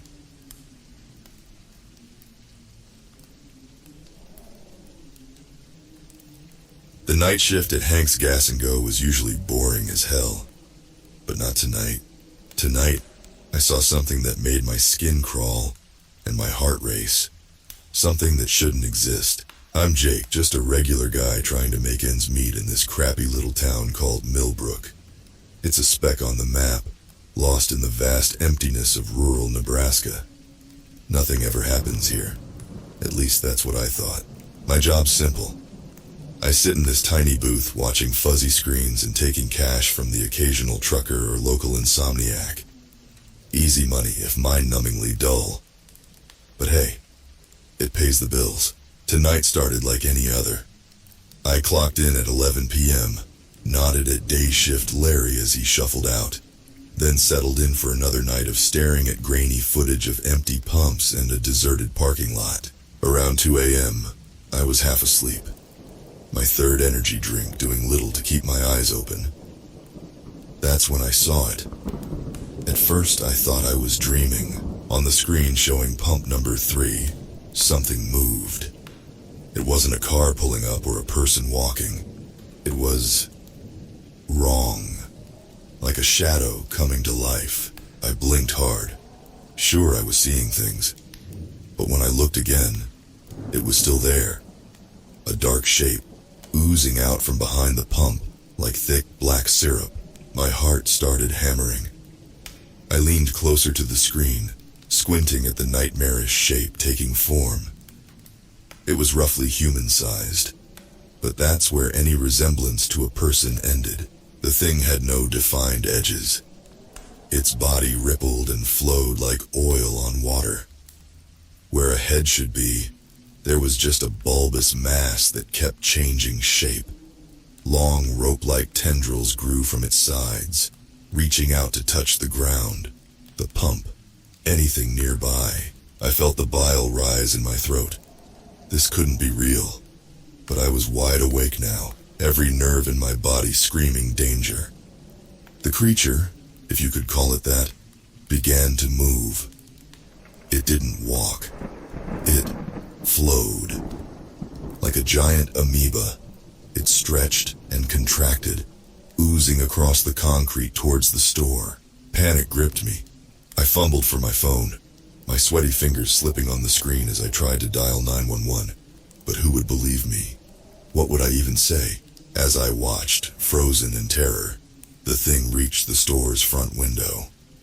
It pressed against the glass, its body flattening out like an ink-black pancake. I swear I saw shapes moving within its mass, faces twisted in silent screams. Then it started seeping through. Impossible, but I saw it with my own eyes. The monster oozed through the solid glass like it wasn't even there. Drip by black drip, it reformed inside the store. My breath came in ragged gasps. I was trapped in this tiny booth, with only a flimsy door between me and that abomination. I could hear a faint squelching sound as it moved, growing louder as it got closer. Suddenly the lights flickered. The security feed cut out for a second, plunging me into darkness. When they came back on, the thing was gone from the store camera, but I could still hear it. That wet, sickening sound of something inhuman moving. It was close. Too close. With shaking hands, I reached for the baseball bat I kept under the counter. Fat lot of good it would do against that nightmare, but it was better than nothing. The squelching stopped. For a long, terrifying moment, there was only silence. Then a soft tap on the booth's window. I turned, slowly, my whole body trembling, and there it was, pressed against the glass, a writhing mass of darkness, with what looked like dozens of eyes blinking open and closed across its surface. In the center, a gash opened up like a mouth, revealing rows of jagged, crystalline teeth. I screamed. I couldn't help it. The sound tore from my throat, raw and primal. The thing recoiled for a second, then surged forward. The window shattered. Glass rained down as tentacles of pure darkness shot into the booth. I swung the bat wildly, but it passed right through the creature's body like it was made of smoke. A tendril wrapped around my ankle. It was cold, so cold it burned. I felt my skin blister and blacken where it touched me. The pain was unreal. I kicked and thrashed, but the grip was unbreakable. More tentacles reached for me, wrapping around my arms, my chest, my neck.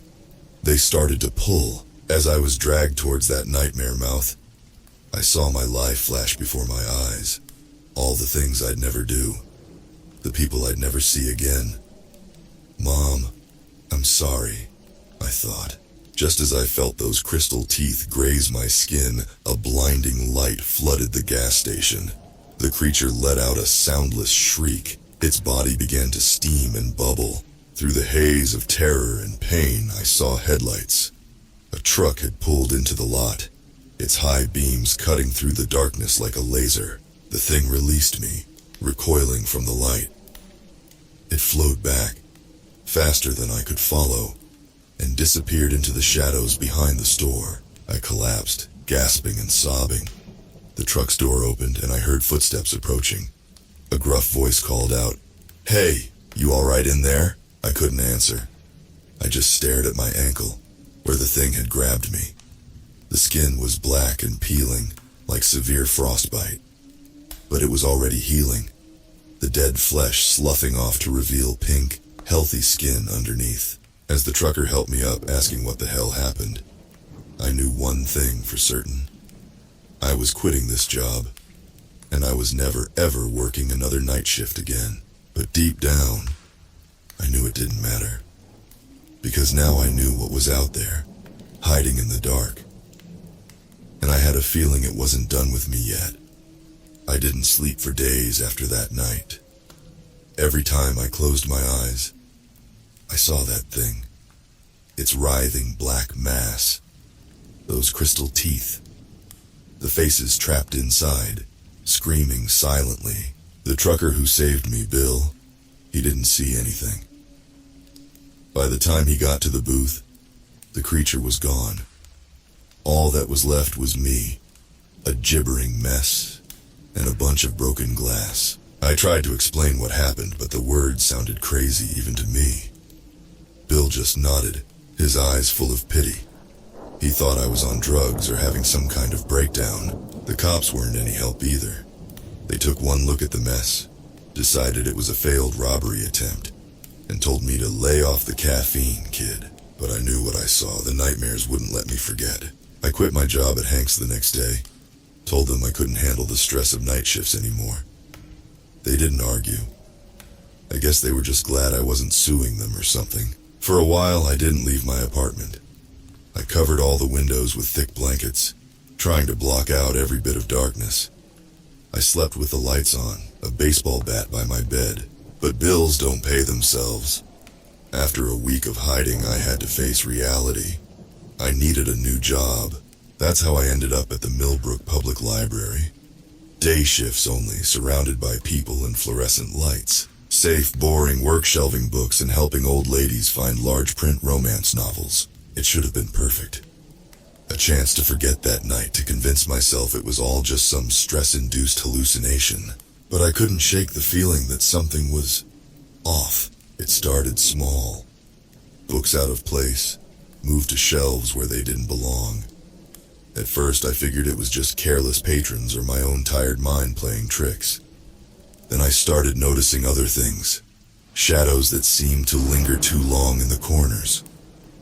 The lights would flicker sometimes, just for a second, plunging sections of the library into darkness. And the dreams. God, the dreams got worse.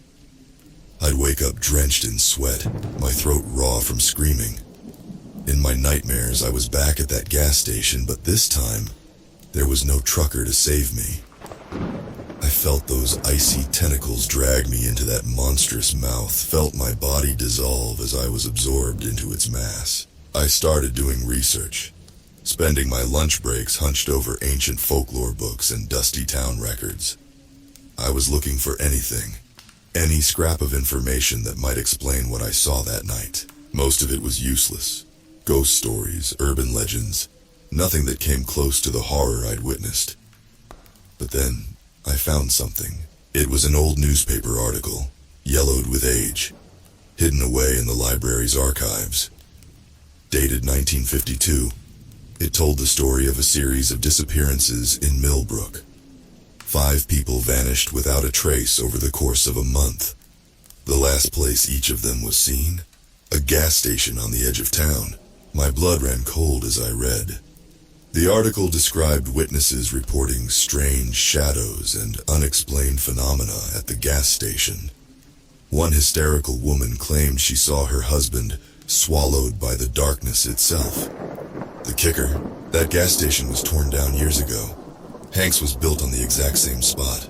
I was so engrossed in the article, I didn't notice how late it had gotten. The library was empty, the sun setting outside. I looked up, startled to find myself alone. That's when I saw it. A flicker of movement in my peripheral vision. A patch of shadow that seemed darker than it should be, rippling like water. My heart stopped. No, not here, not again. I scrambled to my feet, knocking over my chair. The sound echoed through the empty library, unnaturally loud. The shadow moved. It wasn't my imagination. It flowed across the floor, growing larger, taking shape. I ran. Blind panic took over as I sprinted through the stacks. I could hear it behind me, that sickening squelch of its amorphous body. I burst through the front doors out into the fading daylight. But I didn't stop. I ran and ran, my lungs burning until I reached my apartment. I slammed the door shut, locked every bolt, and collapsed on the floor. As my breathing slowed, the reality of what just happened sank in. It had found me. Somehow that thing had tracked me down, and now it knew where I lived. I couldn't stay here. I had to leave, to run as far as I could. But a part of me knew it wouldn't matter.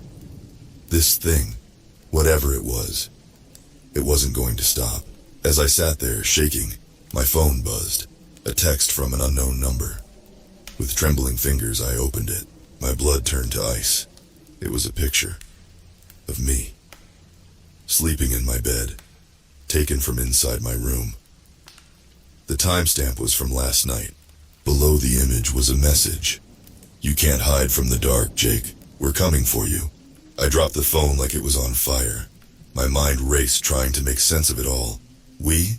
There were more of them? A thud from the bedroom made me jump. Then another.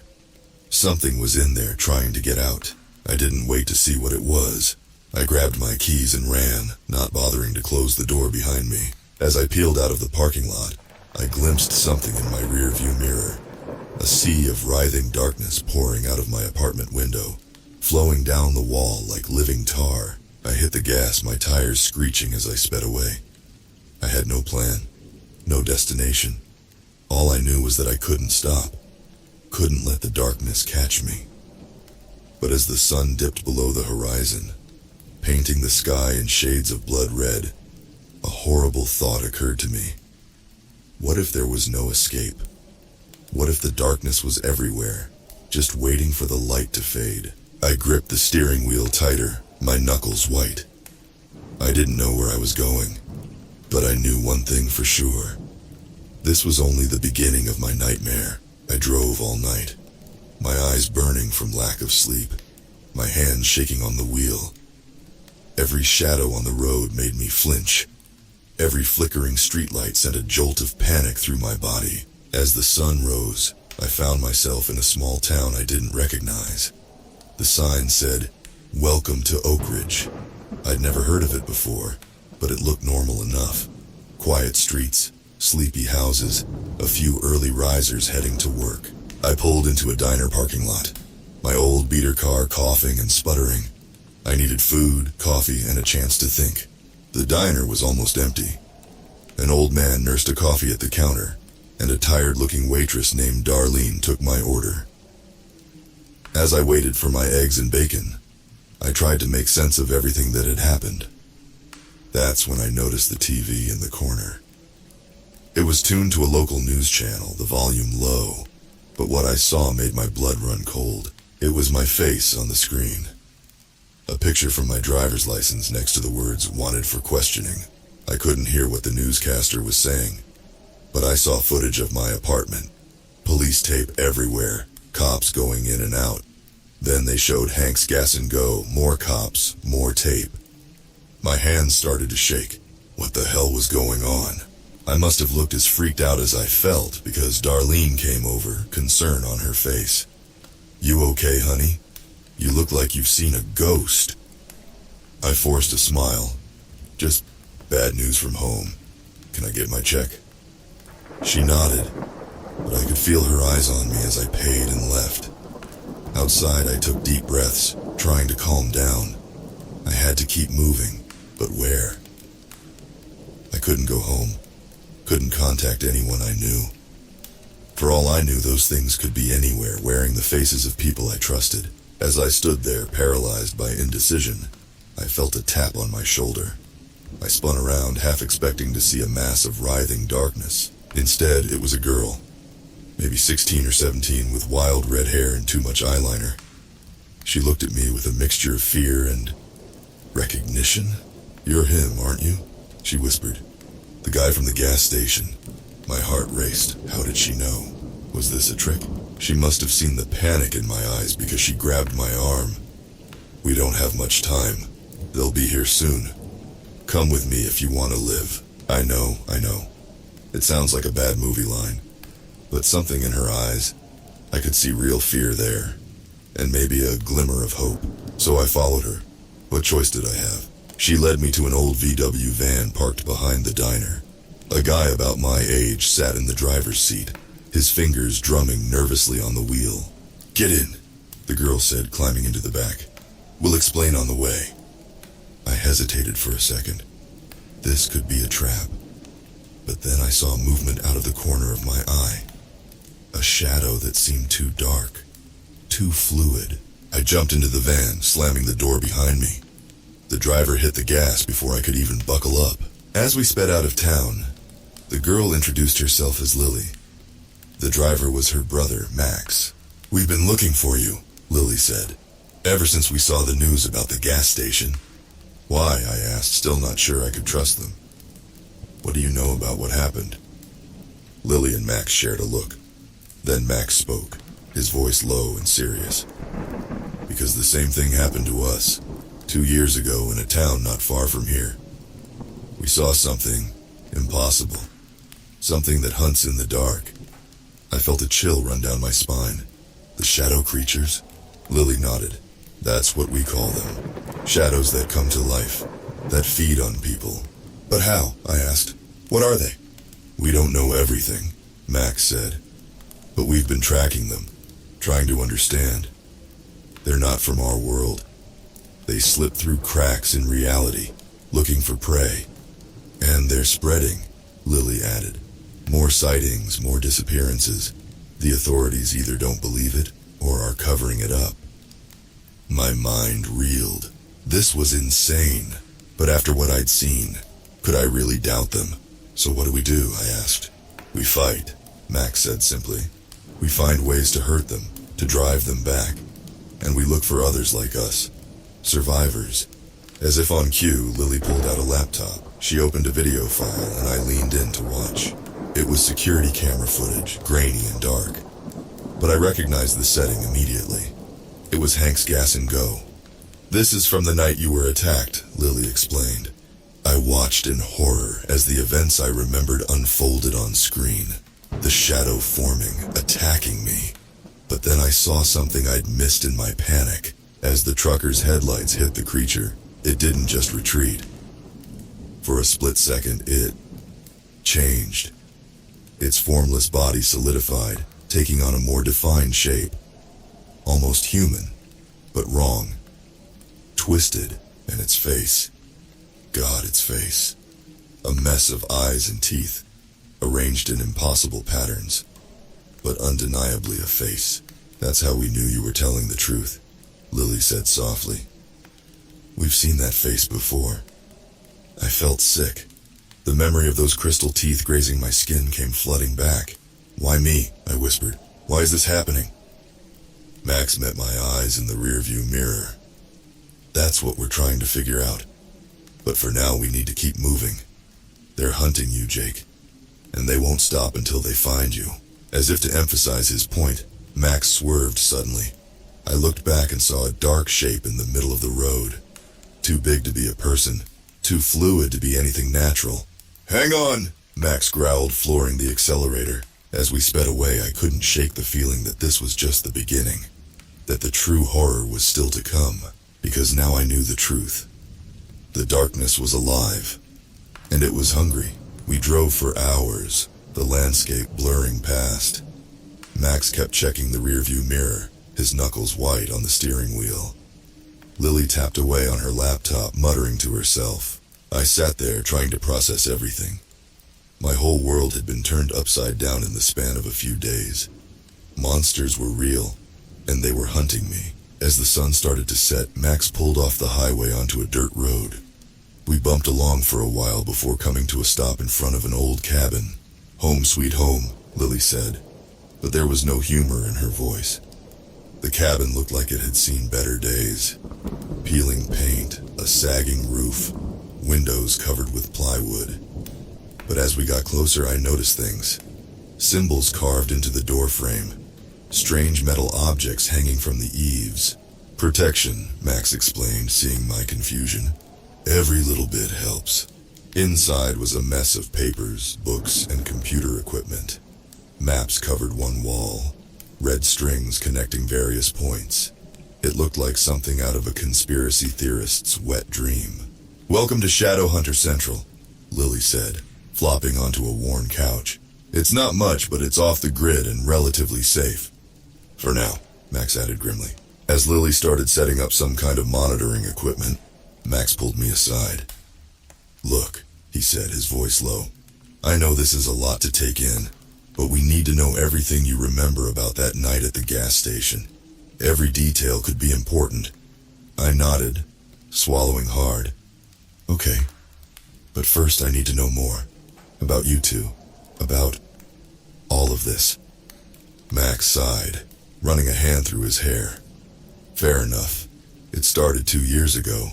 Lily and I were on a road trip, celebrating her high school graduation. We stopped at this little campground in the middle of nowhere. His eyes grew distant, like he was seeing it all again. It was supposed to be just one night. But then, the shadows came alive. They took our parents. We barely escaped. I felt a chill run down my spine. "I'm sorry," I whispered. Max shook his head. "We spent months thinking we were crazy, that it was some kind of shared delusion brought on by trauma. But then we started digging, found others who'd seen similar things, and we realized this was bigger than us." "How big?" I asked, not sure I wanted to know the answer. "Global," Lily chimed in, joining us. "We've tracked sightings on every continent, going back centuries if you know where to look." She pulled out her laptop, showing me a world map dotted with red pins. "Each one of these is a confirmed encounter, and those are just the ones we know about." I stared at the screen, my mind reeling. "But why? What do they want?" Max and Lily shared a look. "We're not entirely sure," Max said slowly. "But based on what we've seen, what survivors have told us, they feed on fear, on pain, on life itself. They're not just killing people," Lily added, her voice barely above a whisper. "They're consuming them, body and soul." I felt sick. The memory of those faces I'd seen trapped in the creature's body flashed through my mind. "But why me?" I asked. "Why are they so focused on me now?" "That's what we need to figure out," Max said. "Something about your encounter was different. The way it reacted to the light, the way it changed. We've never seen anything quite like it." Lily nodded. "If we can understand what happened that night, maybe we can find a way to fight them. To save people." I took a deep breath, steeling myself. "Okay, I'll tell you everything I remember." For the next hour, I recounted every detail of that night. The way the shadow moved, the cold burn of its touch, the crystalline teeth. Max and Lily listened intently. occasionally asking questions or making notes. When I finished, the cabin was silent for a long moment. "This is big," Lily finally said, her eyes wide. "The level of manifestation you described, it's unprecedented." Max nodded, his face grim. "They're getting stronger, bolder. Whatever's coming, it's happening soon." A chill ran down my spine. "What do you mean, whatever's coming?" Before either of them could answer, an alarm blared from Lily's computer. She rushed over, her fingers flying across the keyboard. "Shit," she hissed. "We've got movement. Multiple signatures, closing fast." Max was already moving, grabbing bags and shoving equipment into them. "We need to go, now." I stood there, frozen. "What's happening?" "They found us," Lily said, slamming her laptop shut. "And they brought friends." As if on cue, the lights flickered. Outside, I heard a sound like wind, but wrong somehow. Hungry. Max tossed me a bag. "Here's the crash course, Jake. Salt slows them down. Iron hurts them. UV light can disperse their form temporarily, but nothing kills them for good. Not that we've found yet." He pulled out what looked like a modified flare gun. "This shoots iron shavings suspended in salt water. It won't stop them, but it'll buy us time." Lily handed me a flashlight. "UV bulb, use it sparingly. The battery doesn't last long." My hands shook as I took the items. This was really happening. We were about to fight monsters. The wind outside grew louder. Shadows danced at the edges of the windows, more solid than they should be. "Remember," Max said, his voice steady despite the fear in his eyes. "They feed on terror. Don't let them in your head. Focus on surviving, on fighting back." I nodded, trying to calm my racing heart. "Stay close," Lily added. "We're stronger together." With a final shared look, Max threw open the cabin door. The world outside was chaos. The sky had gone dark. Too dark for this time of evening. Shadows writhed and twisted, taking on monstrous shapes. And in the center of it all, a figure. Almost human, but wrong in ways that hurt to look at. Its face was a nightmare of eyes and teeth, just like in the video. It smiled at us, a terrible, hungry smile. And then it spoke, its voice like gravel and static. "Found you," it said, and the shadows surged forward. The world exploded into chaos. Shadows lashed out like tentacles, whipping through the air with unnatural speed. Max fired his makeshift weapon, the iron salt mixture hissing as it cut through the darkness. Lily shouted something, but I couldn't hear her over the roar of the wind and the pounding of my own heart. A tendril of shadow wrapped around my ankle, ice cold and burning at the same time. I screamed, more in panic than pain, and swung the UV flashlight wildly. The beam cut through the shadow like a knife, and it recoiled with a sound like tearing silk. But more were coming. Always more. "The van!" Max yelled, grabbing my arm and pulling me along. "We need to get to the van!" We ran, dodging and weaving through the writhing mass of shadows. Lily led the way, her red hair a beacon in the darkness. I saw her throw something. Small glass vials that shattered on impact, spreading a glittering powder that made the shadows hiss and retreat. The human-like figure stood watching, its twisted face split in that terrible grin. It made no move to stop us, content to let its minions do the work. Somehow that was even more terrifying. We reached the van and Lily yanked open the side door. "Get in!" she shouted, already climbing inside. I dove in after her, feeling shadows grasp at my legs as Max slammed the door shut behind us. He leapt into the driver's seat, jamming the key into the ignition. The engine sputtered once, twice. My heart stopped. Come on," Max muttered, turning the key again. Outside, the shadows were gathering, pressing against the windows. I could hear a sound like nails on glass, see cracks starting to form. On the third try, the engine roared to life. Max floored it and we shot forward, plowing through the wall of shadows. It felt like driving through tar. The van shuddered and groaned, the metal creaking under the strain. For a heart-stopping moment, I thought we weren't going to make it. Then we broke free, and the world snapped back into focus. The roads were empty, The sky a normal twilight blue. If it wasn't for the ice in my veins and the lingering pain in my ankle, I might have thought it was all a bad dream. We drove in silence for a while, all of us too shaken to speak. Finally, Lily broke the quiet. "We need to ditch the van," she said, her voice hoarse. "They can track it now." Max nodded grimly. "I know a place. Old junkyard about an hour from here. We can swap it out for something else." I leaned back, my mind reeling. What was that thing? The one that looked almost human. Lily and Max shared a look. "We call them alphas," Lily said. "They're different from the regular shadows. Smarter, stronger, and a hell of a lot harder to hurt," Max added. "But what are they?" I pressed. "Where do they come from?" Lily sighed. "We don't know for sure. Our best guess? They're like focal points. Concentrations of whatever force or energy creates the shadows. Some of the lore we've found suggests they might have been human once," Max said. "People who were taken by the shadows and changed." The implications of that made my blood run cold. I remembered the faces I'd seen trapped in the creature at the gas station. Were they on their way to becoming that? "So how do we stop them?" I asked. The silence that followed was answer enough. We reached the junkyard as the last light faded from the sky. Max pulled the van behind a stack of crushed cars, hiding it from view. "Okay," he said, turning to face us. "We need to find something that runs and isn't too obvious. Lily, you take the east side. I'll go west. Jake, you stay with the van. If you see anything, and I mean anything, out of the ordinary, you hit this."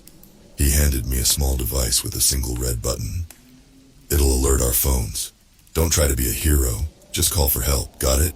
I nodded, clutching the device like a lifeline. As Max and Lily disappeared into the maze of junked vehicles, I settled in to wait. The junkyard was eerily quiet. The only sound the occasional creak of settling metal. I found myself straining to see into the shadows between the piles of scrap, jumping at every shift of darkness. The memory of those writhing tendrils reaching for me was too fresh. A noise to my left made me whirl around, heart pounding. But it was just a stray cat, slinking between rusted fenders. I let out a shaky laugh, trying to calm my nerves. That's when I saw it. A flicker of movement in my peripheral vision. A patch of shadow that was too dark, too solid. My finger hovered over the alert button, but I hesitated. What if it was nothing? What if I was just seeing things? The shadow moved again. Definitely not natural. It flowed across the ground, weaving between the junk piles with purpose. I pressed the button. Seconds later, I heard running footsteps. Max appeared first, Lily close behind. "What is it?" Max asked, his makeshift weapon at the ready. I pointed silently. The shadow had stopped moving, pooling in the darkness beneath an old truck. Lily raised her UV flashlight, but before she could turn it on, the shadow exploded into motion. It shot towards us, faster than anything I'd ever seen. Max fired, the iron salt mixture cutting through the air. But the shadow dodged, splitting into multiple tendrils that lashed out in all directions. One caught Lily across the face, leaving a frost-burned gash. Another wrapped around Max's weapon, yanking it from his grasp. I stood frozen, useless, as my friends fought for their lives. The shadow was everywhere, attacking from all sides. And then, beyond the chaos, I saw something that made my heart stop. A figure watching from atop a pile of crushed cars. Its face a nightmare of eyes and teeth. The Alpha had found us. As it began to move towards us, I knew with terrifying certainty that we weren't going to win this fight. We were outmatched, outgunned, and out of options. For the first time since this nightmare began, I felt true despair. The shadows were going to take us, just like they'd taken so many others. And there was nothing we could do to stop it. But as the Alpha's grin widened, hungry and triumphant, something inside me snapped. A surge of anger cut through the fear, hot and fierce. No, I wouldn't go down without a fight. I wouldn't let these things win. I grabbed Max's dropped weapon, ignoring the burning cold of the shadow still wrapped around it. With a yell of defiance, I aimed at the approaching Alpha and pulled the trigger. The world exploded into light and sound, and everything changed. The world went white. A deafening boom shook the junkyard, and for a moment I thought I'd killed us all. But as my vision cleared, I saw something impossible. The Alpha was burning. Not with fire, but with light. It writhed and twisted, its form fluctuating wildly. The horrible face of eyes and teeth melted and reformed, over and over, and it was screaming. A sound like static and breaking glass, so loud it felt like my skull was splitting open. The shadows around us recoiled, retreating from the light pouring off their master. I saw Max and Lily stagger to their feet, their faces a mix of pain and awe. "What did you do?" Lily shouted over the noise. I shook my head, still gripping the weapon. "I don't know!" The Alpha's light was fading now, its form becoming more solid again. But something had changed. It looked weaker, less certain. For the first time I saw fear in those countless eyes. It took a step back, then another.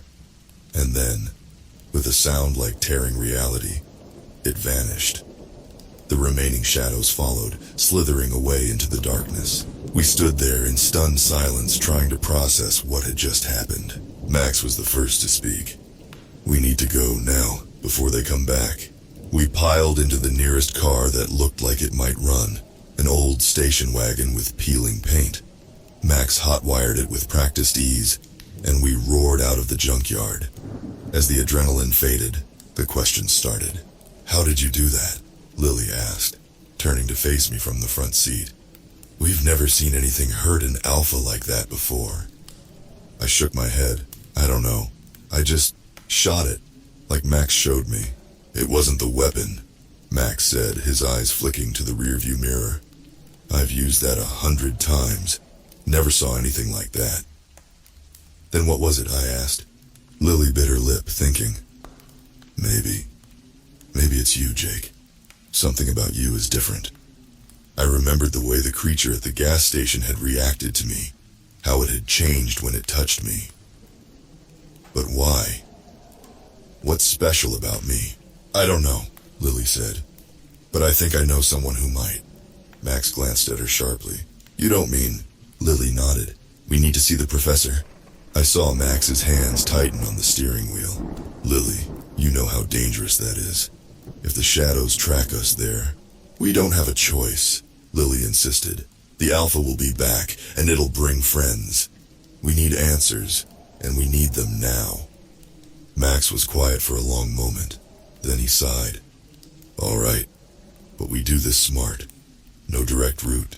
No stopping for longer than we have to." As they argued over the best path to take, I leaned back, my mind spinning. What had I done to that Alpha?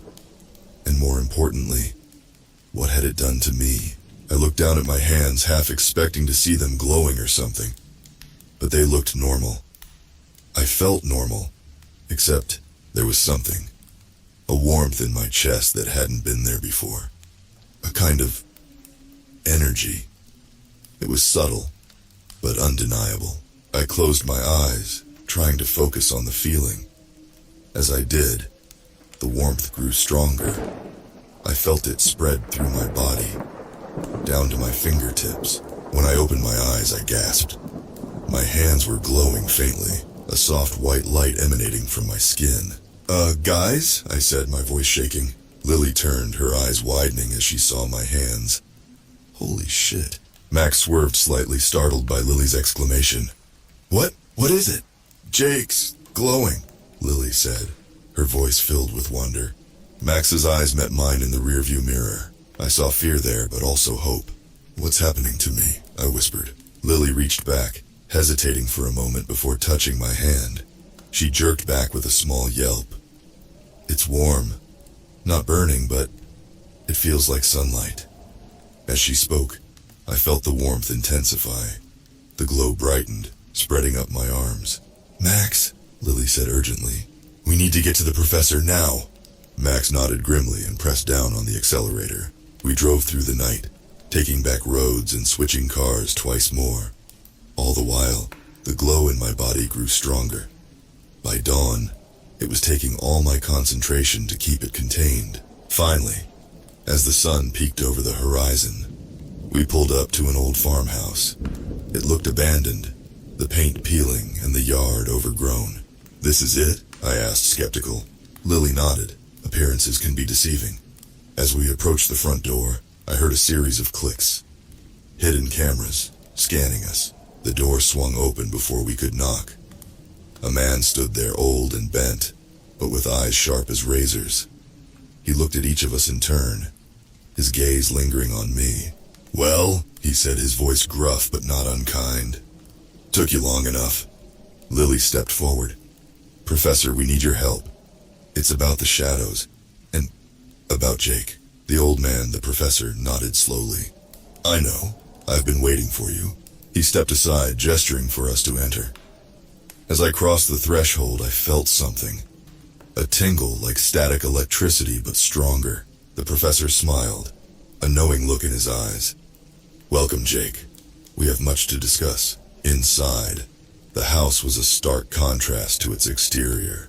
Advanced technology blended seamlessly with ancient artifacts.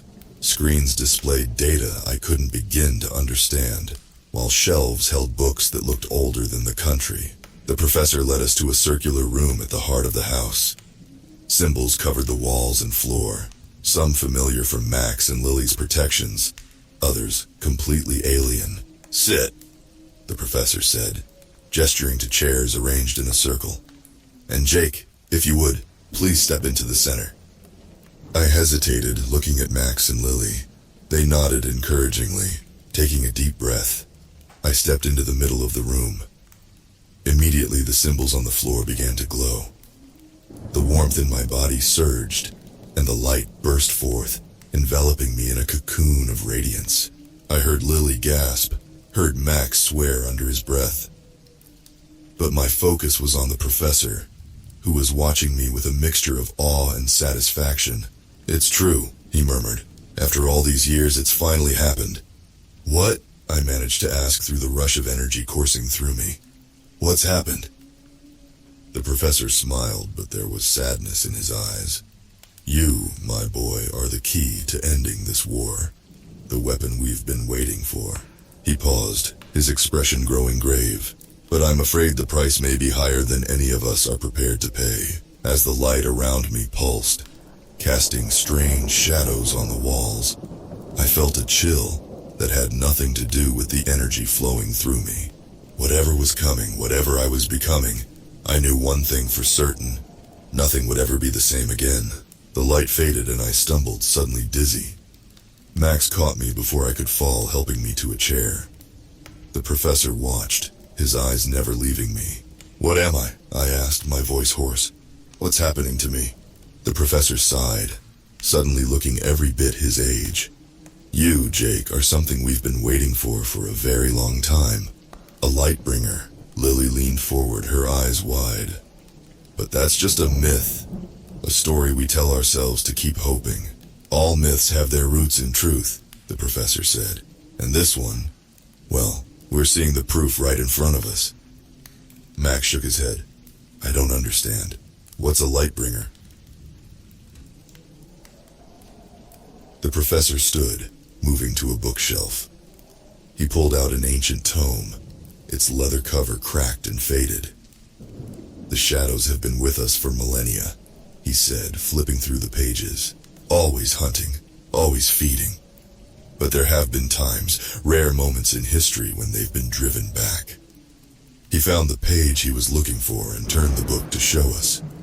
The faded illustration showed a figure wreathed in light, facing down a mass of writhing darkness. "Light bringers," the professor continued, "are humans with the ability to generate and control pure light energy, the very thing the shadows fear most." I stared at the image, my mind reeling. But how? Why me? "We don't know why certain individuals become light bringers," the professor admitted. "But we do know it often happens after a close encounter with the shadows. Something about that contact awakens the potential within." Lily's eyes widened. "The gas station. When it touched you, Jake?" I nodded slowly, remembering the cold burn of the shadow's touch. So what does this mean? I can fight the shadows now? The professor's expression grew grave. It's not that simple. The power of a Lightbringer is immense, but it comes at a cost. The more you use it, the more it consumes you. Consumes? Max asked, his voice sharp. What does that mean? The professor met my eyes. The human body isn't meant to channel that much energy. Every time you use your power, it burns away a little bit of your humanity. Push too far, and he trailed off, but I understood. I'll burn up, like a star going supernova. The room fell silent as the weight of his words sank in. I felt a hand on my shoulder, and looked up to see Lily. Her eyes filled with a mixture of awe and sorrow. So what do we do? Max asked, breaking the silence. We can't just sit back and let the shadows keep taking people. The professor nodded. No, we can't. But we need to be smart about this. Jake's power is our best weapon, but it's also a beacon. The shadows will be drawn to him now, more than ever. The Alpha, I said, remembering the fear I'd seen in its eyes. It knows what I am. Yes, the professor confirmed, and it will stop at nothing to destroy you before you can fully come into your power. Lily stood up, pacing the room. So we hide. Keep Jake safe until we can figure out how to use his abilities without burning him up. The professor shook his head. I'm afraid we don't have that luxury. The shadows are massing for something big. We've been tracking increased activity all over the world. Whatever they're planning, it's happening soon. As if on cue, an alarm blared from one of the computers. Lily rushed over, her fingers flying across the keyboard. Oh, God, she whispered. What is it? Max asked, moving to look over her shoulder. Lily's face was pale as she turned to us. Mass shadow activity all over the country, it's like they're converging. The professor's expression hardened. It's starting. They're making their move. I stood up, feeling the warmth of the light pulsing within me. Then so are we. Tell me what I need to do. The next few hours were a blur of preparation. The professor gave me a crash course in controlling my abilities, while Max and Lily gathered weapons and supplies. As the sun began to set, we stood outside the farmhouse, ready to face whatever was coming. I could feel the shadows gathering, a pressure in the air like an approaching storm. Remember, the professor said, his voice solemn. Your light is strongest when you're protecting others. Focus on that, on the people you're trying to save. It will help you control the power. I nodded, trying to quell the fear rising in my chest. Max and Lily stood on either side of me, their faces set with determination. Whatever happens, Max said, we're in this together. Lily squeezed my hand, till the end. As darkness fell, we saw them. Shadows moving against the night, more than I'd ever seen. They flowed across the fields like a tide of living ink, and at their center, a figure that made my blood run cold. The Alpha, but changed. It had grown, its body a mass of writhing darkness easily 20 feet tall. Its face was a constantly shifting nightmare of eyes and teeth. As it approached, I felt the light within me respond. It surged through my body, and I let it come. Brightness exploded from my skin, pushing back the encroaching shadows. The Alpha roared, a sound that shook the earth. The shadow army surged forward. What followed was chaos. Max and Lily fought like demons, their weapons flashing in the light I generated. The professor stood back, chanting in a language I didn't recognize, his words seeming to solidify the air around us. And me, I burned. Light poured from my body in waves, searing through the shadows. Every blast felt like it was tearing me apart. But I couldn't stop. Wouldn't stop. I saw faces in the light. People the shadows had taken. With each burst of energy, some of them seemed to break free, fading away like smoke. I was saving them, I realized. Freeing them. The battle raged for what felt like hours. My friends were tiring, the shadows pressing in. The Alpha hadn't moved, watching from a distance, waiting. I knew what I had to do. Max, Lily, I shouted, get back to the house. They looked at me, understanding dawning in their eyes. "Jake, no!" Lily cried. "You can't!" "It's the only way," I said, feeling the truth of it in my bones. "Go, I've got this." Max grabbed Lily's arm, pulling her back. The professor met my eyes and nodded once. He understood. As my friends retreated, I turned to face the Alpha. It grinned, that terrible mouth stretching impossibly wide. I took a deep breath and reached deep inside myself, to the very core of the light. It answered, flooding through me with an intensity that took my breath away. I felt myself lifting off the ground, the light wrapping around me like armor. The Alpha's grin faltered. I spread my arms and the world went white. The explosion of light was beyond anything I'd ever imagined. It swept across the fields like a tidal wave, obliterating every shadow in its path. I heard the Alpha scream, saw its massive form begin to disintegrate, and then nothing. I found myself floating in an endless sea of white.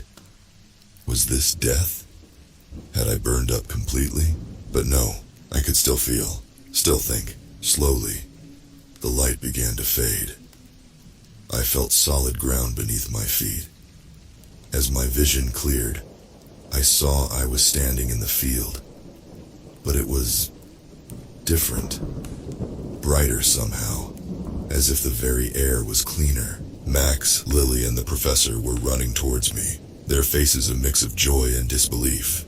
"Jake!" Lily cried, throwing her arms around me. "You did it! They're gone!" I looked around, realizing she was right. There wasn't a shadow to be seen. The oppressive darkness that had hung over everything was gone. "How?" I asked, my voice rough. I thought I'd burn up." The professor smiled, tears in his eyes.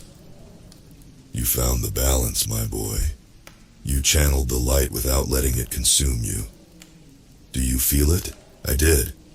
The warmth was still there, but it was different now. Calmer, more a part of me than something foreign. "It's not over," Max said, ever the realist. "There will be more shadows, more alphas." "Yes," the professor agreed. "But now we have hope. Now we have a light bringer." As the sun began to rise, painting the sky in shades of pink and gold, I looked at my friends, at the world that suddenly seemed so much brighter. "So," I said, feeling a smile tugging at my lips, "what's next?" Lily grinned, her eyes sparkling with adventure. "Well, there's this haunted house in Ohio we've been meaning to check out." As we laughed, making plans for our next mission, I felt a sense of peace wash over me. The shadows were still out there, still a threat, but we'd face them together. And this time, we had the light on our side. I am Jake, former gas station attendant, current light bringer. And this is just the beginning of my story.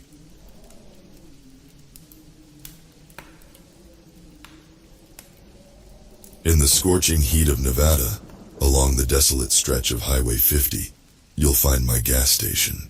It's a lonely place, a speck of dust in the vast expanse between Carson City and the nothingness beyond. I'm Edgar, the owner, the cashier, the janitor, the everything. I've been here for more years than I care to count, watching the world pass by 1 gallon at a time. There's something peculiar about my station. Out back, there's an old pump, rusted and forgotten. It's always locked, has been since I started here. The key hangs on a hook in my office, untouched, gathering dust. Until last week, I never had a reason to use it. It all started with a stranger. He rolled up in a beat-up sedan, the kind that's seen more miles than a migratory bird. He was tall, gaunt, with eyes that seemed to swallow the light.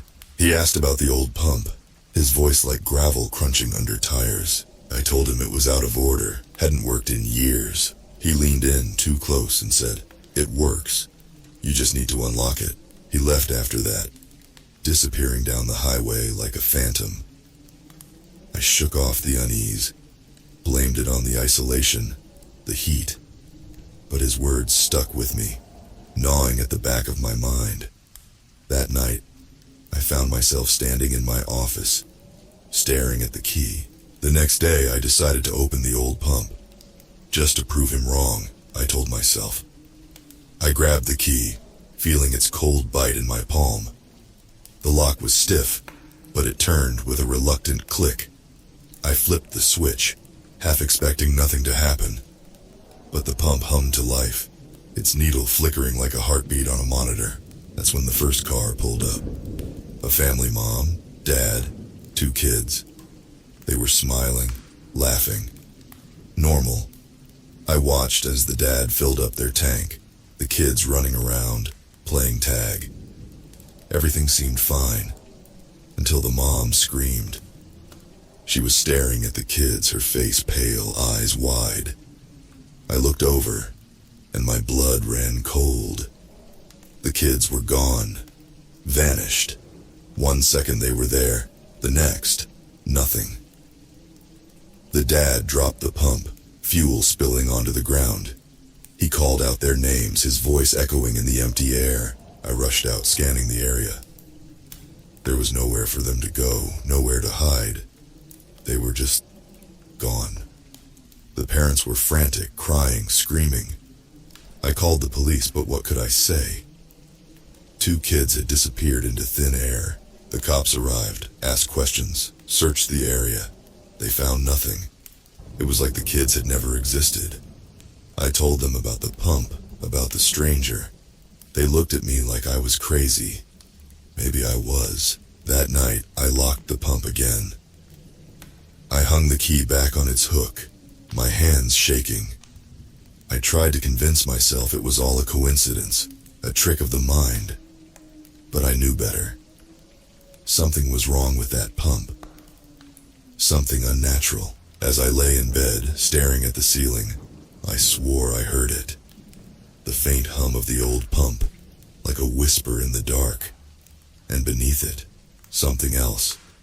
A soft, chilling sound, like the laughter of children, echoing from a place unseen. The next morning, I woke up to silence. The kind that presses against your ears, heavy and oppressive. The highway was empty, the station quiet. Too quiet.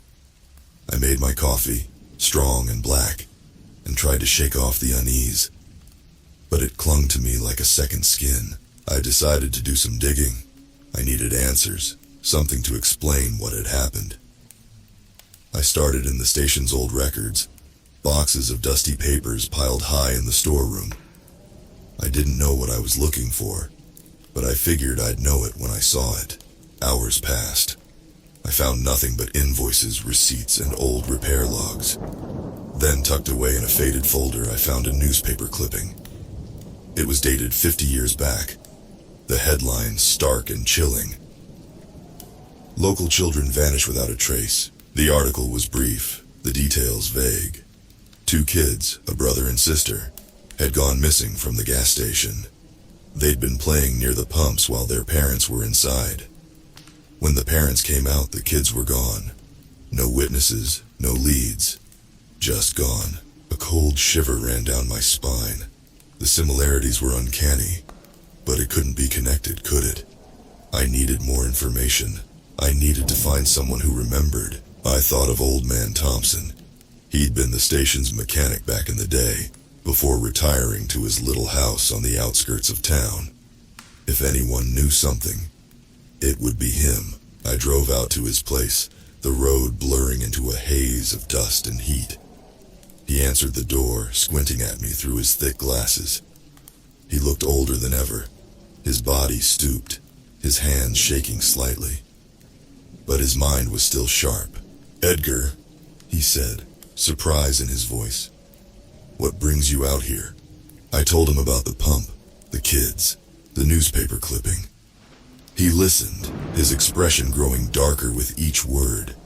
When I finished, he sighed, rubbing a hand over his face. "I was hoping it wouldn't happen again," he said, his voice barely above a whisper. "I should have warned you, but I thought it was over."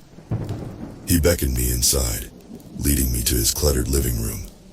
He rummaged through a drawer, pulling out an old photograph. It showed the gas station, the old pump front and center, and there, standing beside it, were 2 kids, the ones from the article. "They were always hanging around the station," Thompson said. "Their folks didn't mind, figured it kept them out of trouble. Then one day they just disappeared. He looked at me, his eyes haunted. The pump was locked after that. The owner said it was faulty, dangerous, but we all knew better. Something took those kids, Edgar. Something in the pump. I felt a chill despite the heat. What do you mean, something? He shook his head. I don't know, but whatever it is, it's not natural. It's like it feeds on them, their laughter, their joy. It lures them in, and they're gone. I thought of the laughter I'd heard the night before. The cold, chilling sound. I shuddered. You need to lock it back up, Edgar, Thompson said, his voice urgent, before it takes more. I nodded, my mind racing. I had to stop this, whatever it was. I had to lock the pump, seal it away for good, but it was already too late. I rushed back to the station, Thompson's words echoing in my mind.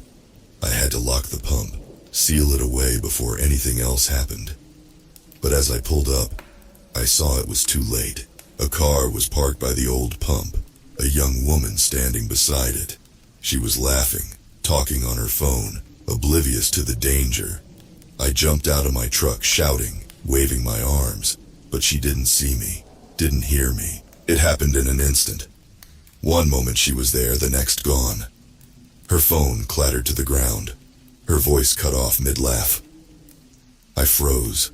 A horrified scream lodged in my throat. I stumbled over to the pump, my heart pounding. There was no sign of her, no trace she'd ever been there. Just the faint hum of the pump, that cold, chilling laughter echoing beneath it. I grabbed the key from my office, my hands shaking so badly I could barely hold it. I had to lock it, stop this madness. But as I turned to go back, I heard a noise. A soft, scratching sound, coming from inside the pump. I hesitated, my blood running cold. The sound came again, louder this time, insistent. I stepped closer, my breath catching in my throat. I reached out, my hand hovering over the pump's handle. I pulled it open, the hinges creaking in protest. Inside it was dark, the smell of old fuel and rust heavy in the air. And there, huddled at the bottom, was the woman. She was alive, her eyes wide with terror, her hands scraped and bloody from clawing at the metal. Relief flooded through me. She was alive. I could save her. I reached in, my hand grasping hers. But as I pulled, something pulled back. It was like a force, a dark, malevolent presence. It gripped her, holding her in place. I pulled harder, my muscles straining. She screamed, a sound of pure, raw terror. And then, with a sudden, sickening lurch, she was free. She tumbled out, falling to the ground, her body shaking with sobs. I crouched beside her, my heart pounding. She was alive, she was safe. But as I looked up, I saw it. The darkness inside the pump, swirling, churning, angry. I slammed the pump shut, locking it with fumbling hands. The darkness receded, the hum fading away. But I knew it wasn't gone. It was still in there, waiting. I helped the woman to her feet, supporting her as we made our way to the office. I called the police, my voice shaking as I tried to explain what had happened. They said they were on their way, but I knew they wouldn't understand. How could they? I barely understood it myself. As we waited, the woman looked at me, her eyes filled with tears. "What was that?" she whispered. "What happened to me?" I shook my head, my throat tight. "I don't know," I said, "but I promise you, I'm going to find out." The police arrived, lights flashing, sirens blaring. They took the woman away, her face pale, her body still shaking. I told them what I could, leaving out the parts that sounded insane. They nodded, wrote down my statement, promised to investigate. But I could see it in their eyes, they thought I was crazy. After they left, I sat in my office, staring at the key to the old pump. I couldn't just leave it alone, not now, not after what had happened. I had to understand it, had to stop it, before it took someone else. I spent the rest of the day researching, digging through old records, scouring the internet for anything that might explain what was happening. I found tales of spirits tied to places, of objects possessed by dark forces, but nothing that matched the old pump, nothing that told me how to stop it. As night fell, I found myself standing in front of the pump again. The station was quiet, the highway empty. It was just me and the pump, the hum of the fluorescent lights buzzing overhead. I unlocked it, the metal cold against my skin. I pulled open the door, the darkness inside staring back at me like an open mouth. I reached in, my hands shaking. I didn't know what I was looking for, what I expected to find, but I had to try. I had to understand. The darkness was thick, almost tangible. It clung to my hand, cold and damp. I felt around, my fingers brushing against something solid. I grabbed it, pulling it out. It was a small toy car, rusted and worn. One of the kids' toys, maybe. A remnant of a time long past. I tucked the toy into my pocket, my mind racing. If this was tied to the kids, to their disappearance, maybe there was a way to end it. Maybe I could lay them to rest, stop the darkness that had taken root in the pump. But as I turned to leave, I felt it. A tug. A pull. The darkness reached out, grabbing hold of me. I tried to yank my hand away, but it held tight, its grip like ice. Panic surged through me as I realized it wasn't going to let me go. I braced myself, pulling with all my strength. The darkness pulled back, a cold, malevolent force dragging me in. I gritted my teeth, my muscles straining. I couldn't let it take me. I couldn't disappear like the others. With a sudden, desperate lunge, I wrenched myself free. I stumbled back, falling to the ground, my heart pounding in my chest. The darkness receded, the hum of the pump fading away. But I knew it wasn't gone. It was still there, waiting. I locked the pump, my hands shaking. I had to end this. Had to find a way to stop the darkness for good. But how? How could I fight something I couldn't see, couldn't understand? I went back to my office, collapsing into my chair. I pulled out the toy car, turning it over in my hands. There had to be a way. There had to be something I could do. That's when I saw it. A small inscription on the bottom of the toy. A name, Elijah, and a date, the same date as the newspaper clipping, the day the kids had disappeared. I stared at the inscription, my mind racing.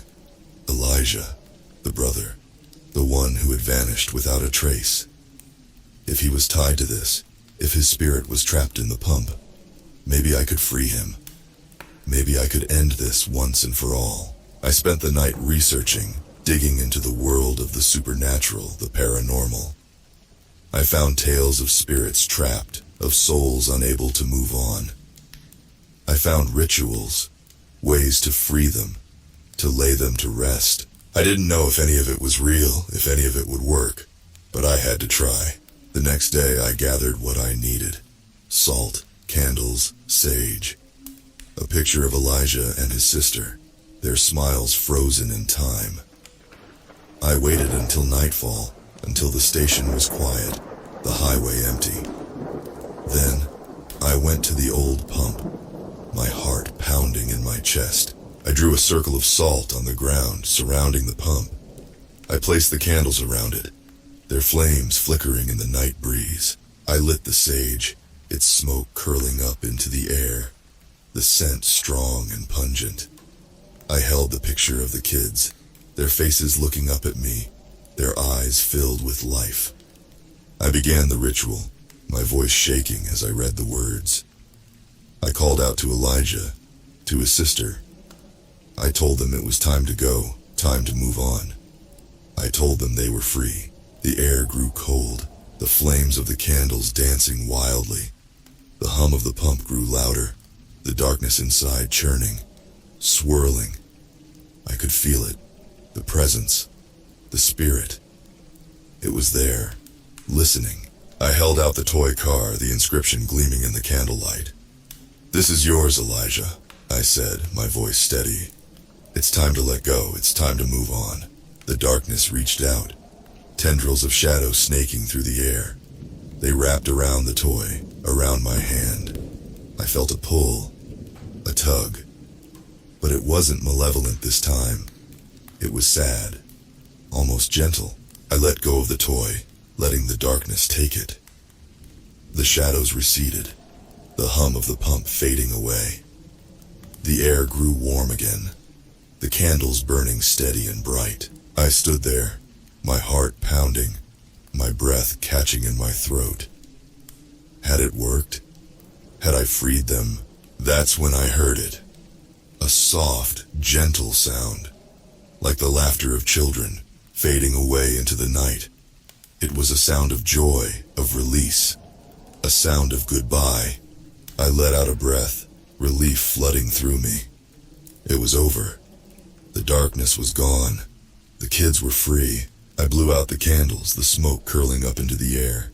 I gathered up the salt, the sage, the picture. I locked the pump one last time, the key cold in my hand. I turned to leave, the station quiet, the night peaceful. But as I walked away, I heard it. A soft, subtle sound. The hum of the pump, faint, but unmistakable. I turned back, my heart pounding in my chest. The pump was locked, the darkness gone. But the hum was still there, growing louder, more insistent. And then, with a sudden sickening lurch, I understood. It wasn't over. The darkness wasn't gone. It was still there, still hungry, still waiting. I stood there, frozen, as the hum grew louder. The pump shook, the metal rattling, the darkness inside churning, writhing. I could feel it, the hunger, the malevolence. It was stronger than before, angrier. I stumbled back, my heart pounding in my chest. I had to get away, had to run. But it was too late. The darkness reached out, tendrils of shadow snaking through the air. They grabbed hold of me, their grip like ice, their touch burning cold. I struggled, trying to break free. But the shadows held tight, pulling me closer, dragging me in. I screamed, my voice echoing in the empty night. But there was no one to hear me, no one to help. The darkness pulled me into the pump, the metal cold against my skin. Inside, it was a swirling vortex of shadow, a churning maelstrom of darkness. I could see them, the kids, their faces twisted in terror, their bodies contorted, trapped. They reached out to me, their hands grasping, their eyes pleading. I tried to reach back, tried to help them, but the darkness held me tight, its grip unyielding. It pulled me deeper, the shadows wrapping around me, squeezing, crushing. I could feel it, the life being squeezed out of me, the darkness feeding, consuming. Pain exploded through me, white hot and blinding. I screamed again, my voice lost in the roar of the darkness. I could feel it tearing at me, ripping, shredding. I could feel my skin peeling away, my muscles tearing, my bones snapping. I was being consumed, devoured, eaten alive. I fought back, my body racked with pain, my mind screaming in terror. I kicked, I punched, I clawed, but it was no use. The darkness was too strong, too hungry. It fed on my pain, my terror. It reveled in my suffering. I could see them now, the others, the ones who had come before me. Their faces were twisted in agony, their bodies mangled, broken. They were part of the darkness now, their spirits trapped, their souls consumed. I felt a sudden sharp pain in my chest. The darkness was inside me now, burrowing, digging. I could feel it, cold and malevolent, wrapping around my heart. It squeezed, and I gasped, my breath catching, my vision blurring. This was it, I realized. The end. I was going to die here, in this pump, consumed by this darkness. I was going to become a part of it, trapped forever, feeding its endless hunger, But as the darkness squeezed, as my heart stuttered, as my vision faded to black, I saw something. A light. Faint, but growing. A warmth cutting through the cold. It was hope, I realized. Hope, and something more. It was anger. The anger surged through me, hot and fierce. It burned away the cold, the pain, the terror. It filled me with strength, with power. With a roar, I fought back, my body exploding with energy. I tore at the darkness, my hands ripping through the shadows. I kicked, I punched, I clawed. I fought with everything I had, everything I was.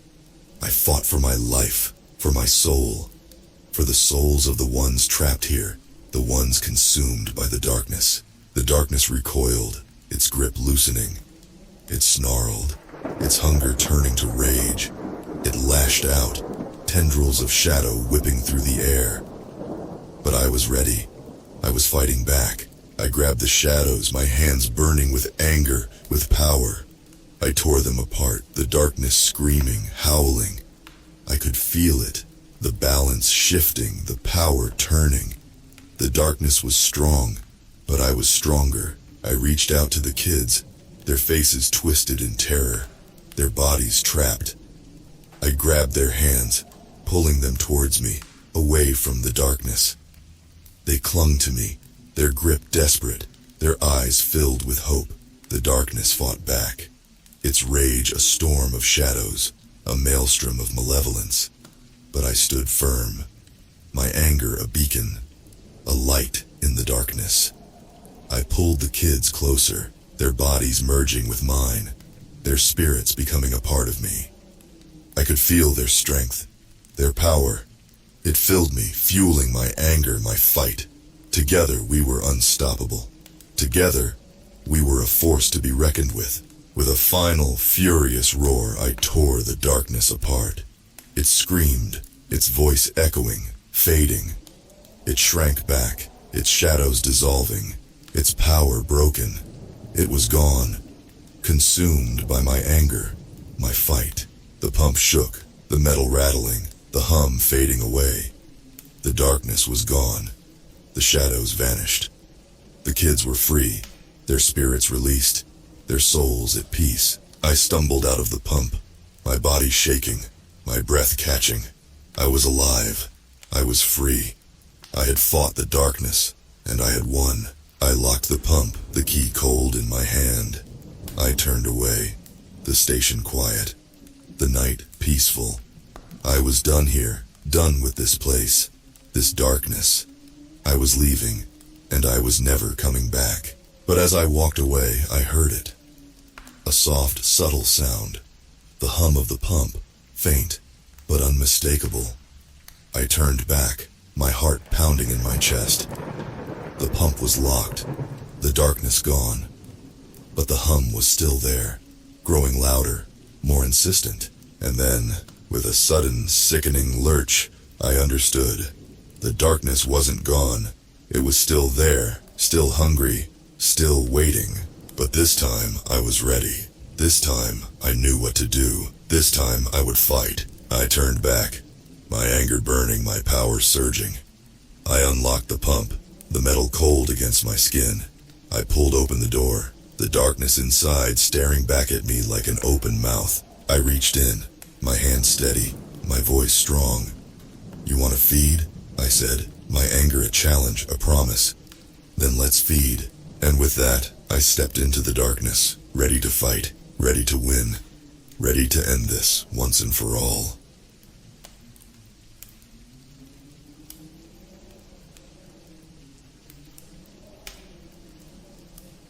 The smell of stale coffee and gasoline clung to my nostrils as I stared out the grimy window of the gas and go.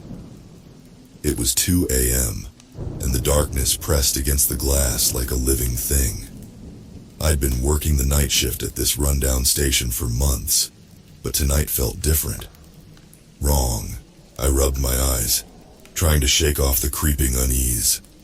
That's when I saw it. A sleek black car pulling up to pump number 3. Relief washed over me.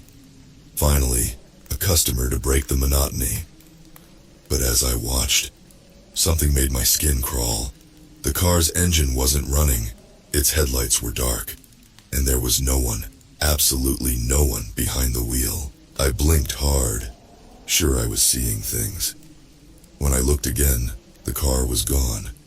Just an empty parking lot stared back at me, bathed in the sickly glow of fluorescent lights. "Get it together, Mike," I muttered, shaking my head. Too many long nights and too much cheap coffee were messing with my mind. I decided to do a lap around the store, straightening the sad collection of snacks and energy drinks that lined the shelves. As I rounded the corner of aisle 2, a flash of movement caught my eye. I whirled around, heart pounding. Nothing, just rows of chips and candy bars. But I could have sworn I'd seen something, a dark shape, there and gone in an instant. I laughed nervously, the sound too loud in the empty store. "You're losing it, man," I said aloud, trying to calm my nerves. "Nothing weird going on here, just another boring night." The lights flickered, cutting me off mid-sentence. Once, twice, then darkness crashed down like a wave. For a moment I was blind. Then the emergency lights sputtered to life, casting everything in an eerie red glow. I fumbled for my phone, hands shaking as I tried to pull up the number for the power company. No signal, of course. A soft tapping made me freeze. It was coming from the front of the store. Tap, tap, tap, like fingernails on glass. Every instinct screamed at me to run, to hide, but I had to know. Slowly I crept towards the sound. As I approached the window, my blood turned to ice. Cars, dozens of them, filling every inch of the parking lot. But they were wrong. Twisted metal frames, headlights like dead eyes, windshields cracked and oozing something dark, and they were moving. Inching forward, scraping across the asphalt with a sound like nails on a chalkboard. Coming closer. Coming for me. I stumbled back, a scream lodged in my throat. This couldn't be real. I had to be dreaming. But the tapping grew louder, more insistent, and now I could see what was making the sound. Hands. Pale, rotting hands, pressed against the glass, clawing, scratching, trying to get in. I ran, sprinted for the back room, slamming the door behind me and jamming a chair under the handle. My chest heaved as I fought for breath, mind racing. What the hell was happening? Those things outside, they weren't cars, they weren't human. They were something else, something impossible. I squeezed my eyes shut, willing myself to wake up. This had to be a nightmare, just a sick dream brought on by too many late nights and bad diner food. But when I opened my eyes, nothing had changed. The emergency lights still bathed everything in that hellish red glow. And now I could hear it, a low, grinding sound, metal on metal. They were trying to get in. My phone. I had to try again. With trembling fingers, I pulled it out. Still no signal. But there, in the corner of the screen, a notification I hadn't seen before. One new voicemail. Heart pounding, I pressed play. Static crackled, then a voice, my voice, spoke. "Mike, it's you. Listen carefully. You're not crazy. What you're seeing is real. But you can't let them in, no matter what. Stay inside. Stay alive. I'll explain everything. But first you have to." The message cut off abruptly. I stared at the phone, mind reeling. What the hell did that mean? How could I have left myself a message I didn't remember recording? A crash from the front of the store jolted me back to reality. They were in. I looked around wildly, searching for a weapon, an escape route, anything. My eyes landed on the small window set high in the back wall. Too small for a person, but maybe. I grabbed a box, dragging it under the window. As I climbed up, I heard the door to the back room splinter. They were coming. With shaking hands, I pushed at the window. It didn't budge. Rusted shut after years of neglect. I slammed my fist against it in desperation. "Please," I whispered, tears stinging my eyes. "Please open." The chair holding the door gave way with a crack. I turned, pressed my back against the wall, and came face to face with myself. But it wasn't me, not really. This thing wore my face like an ill-fitting mask. Its eyes were pitch black, its mouth stretched in an impossibly wide grin. "Hello, Mike," it said in my voice. "We've been waiting for you." As its cold fingers closed around my throat, I realized with horrifying clarity, this was only the beginning. I gasped awake, heart pounding like a jackhammer in my chest. Sweat plastered my shirt to my skin as I looked around wildly, trying to get my bearings. I was in my car? The familiar interior of my beat-up Honda surrounded me, illuminated by the harsh glow of streetlights. I blinked, confused. Hadn't I just been at the gas station, fighting for my life against those things? A tap on my window made me jump. I turned to see a cop peering in at me, flashlight in hand. He gestured for me to roll down the window. "Everything all right, sir?" he asked, eyes scanning the inside of my car. "You've been parked here for a while." I opened my mouth to respond, but no words came out. My throat felt raw, like I'd been screaming. The cop's expression shifted from concern to suspicion. "Sir, I'm going to need you to step out of the vehicle." Numbly, I complied. As soon as my feet hit the pavement, the world tilted sickeningly. I stumbled, catching myself on the hood of my car. "Whoa there," the cop said, grabbing my arm to steady me. "You been drinking tonight?" I shook my head, trying to clear the fog from my brain. "No," I managed to croak out. I had a nightmare, I think." The cop's eyebrows shot up. "A nightmare? In your car?" I looked around, finally taking in my surroundings. I was in a parking lot, but not the one at the Gas and Go. This was the park, the one across town from the station. How the hell had I gotten here? "Sir," the cop's voice had an edge to it now. "I'm going to need you to blow into this." He held up a breathalyzer. I did as he asked, mind racing. The machine beeped, and the cop frowned at the readout. 0.0, he muttered. "All right, you're not drunk, but I can't let you drive in this condition. You got someone who can come get you?" I nodded automatically, pulling out my phone. No missed calls, no weird voicemails. Just the normal lock screen showing the time, 3:47 a.m. As I scrolled through my contacts, a chill ran down my spine. There, nestled between Mom and Pizza Hut, was a name I didn't recognize. Not real. My finger hovered over it. A sick feeling growing in the pit of my stomach. Part of me screamed not to touch it, that nothing good could come from pressing that button. But a deeper, darker part of me had to know. I hit call. The phone rang once, twice. On the third ring, a voice answered. My voice.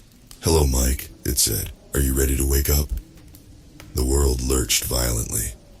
I dropped the phone, doubling over as wave after wave of nausea hit me. I could hear the cop yelling, feel his hands on my shoulders, but it all seemed far away.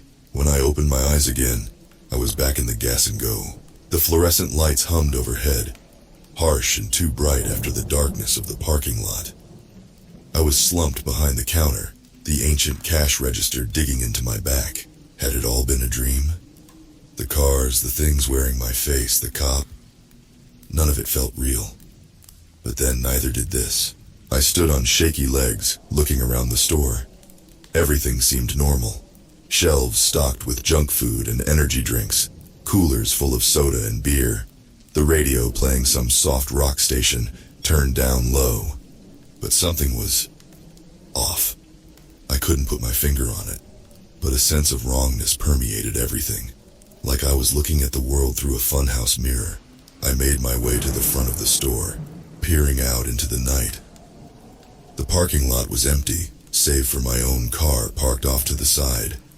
No twisted metal monstrosities. No pale, rotting hands clawing at the glass. Relief washed over me, followed immediately by doubt. I couldn't trust my own eyes anymore. I couldn't trust anything. A flicker of movement caught my attention. There, in the reflection of the window, a figure standing behind me. I whirled around, heart in my throat. Nothing, just empty aisles stretching back into the store. "Hello?" I called out, hating how small and scared my voice sounded. "Is anyone there?" Silence answered me. Then so quiet I almost missed it, a whisper. "Wake up, Mike." I spun in a circle, trying to locate the source of the voice. It seemed to be coming from everywhere and nowhere at once. "Wake up, wake up, wake up." The whispers grew louder, more insistent, a chorus of my own voice echoing through the store. I clapped my hands over my ears, squeezing my eyes shut. "This isn't real," I said through gritted teeth. "None of this is real." "Then what is?" My eyes snapped open. Standing before me was me, but not the twisted, grinning version from before. This one looked tired, haunted, like he'd seen things no one should have to see. "Who are you?" I asked, though I already knew the answer. "I'm you," he said, "the real you, and it's time for you to wake up."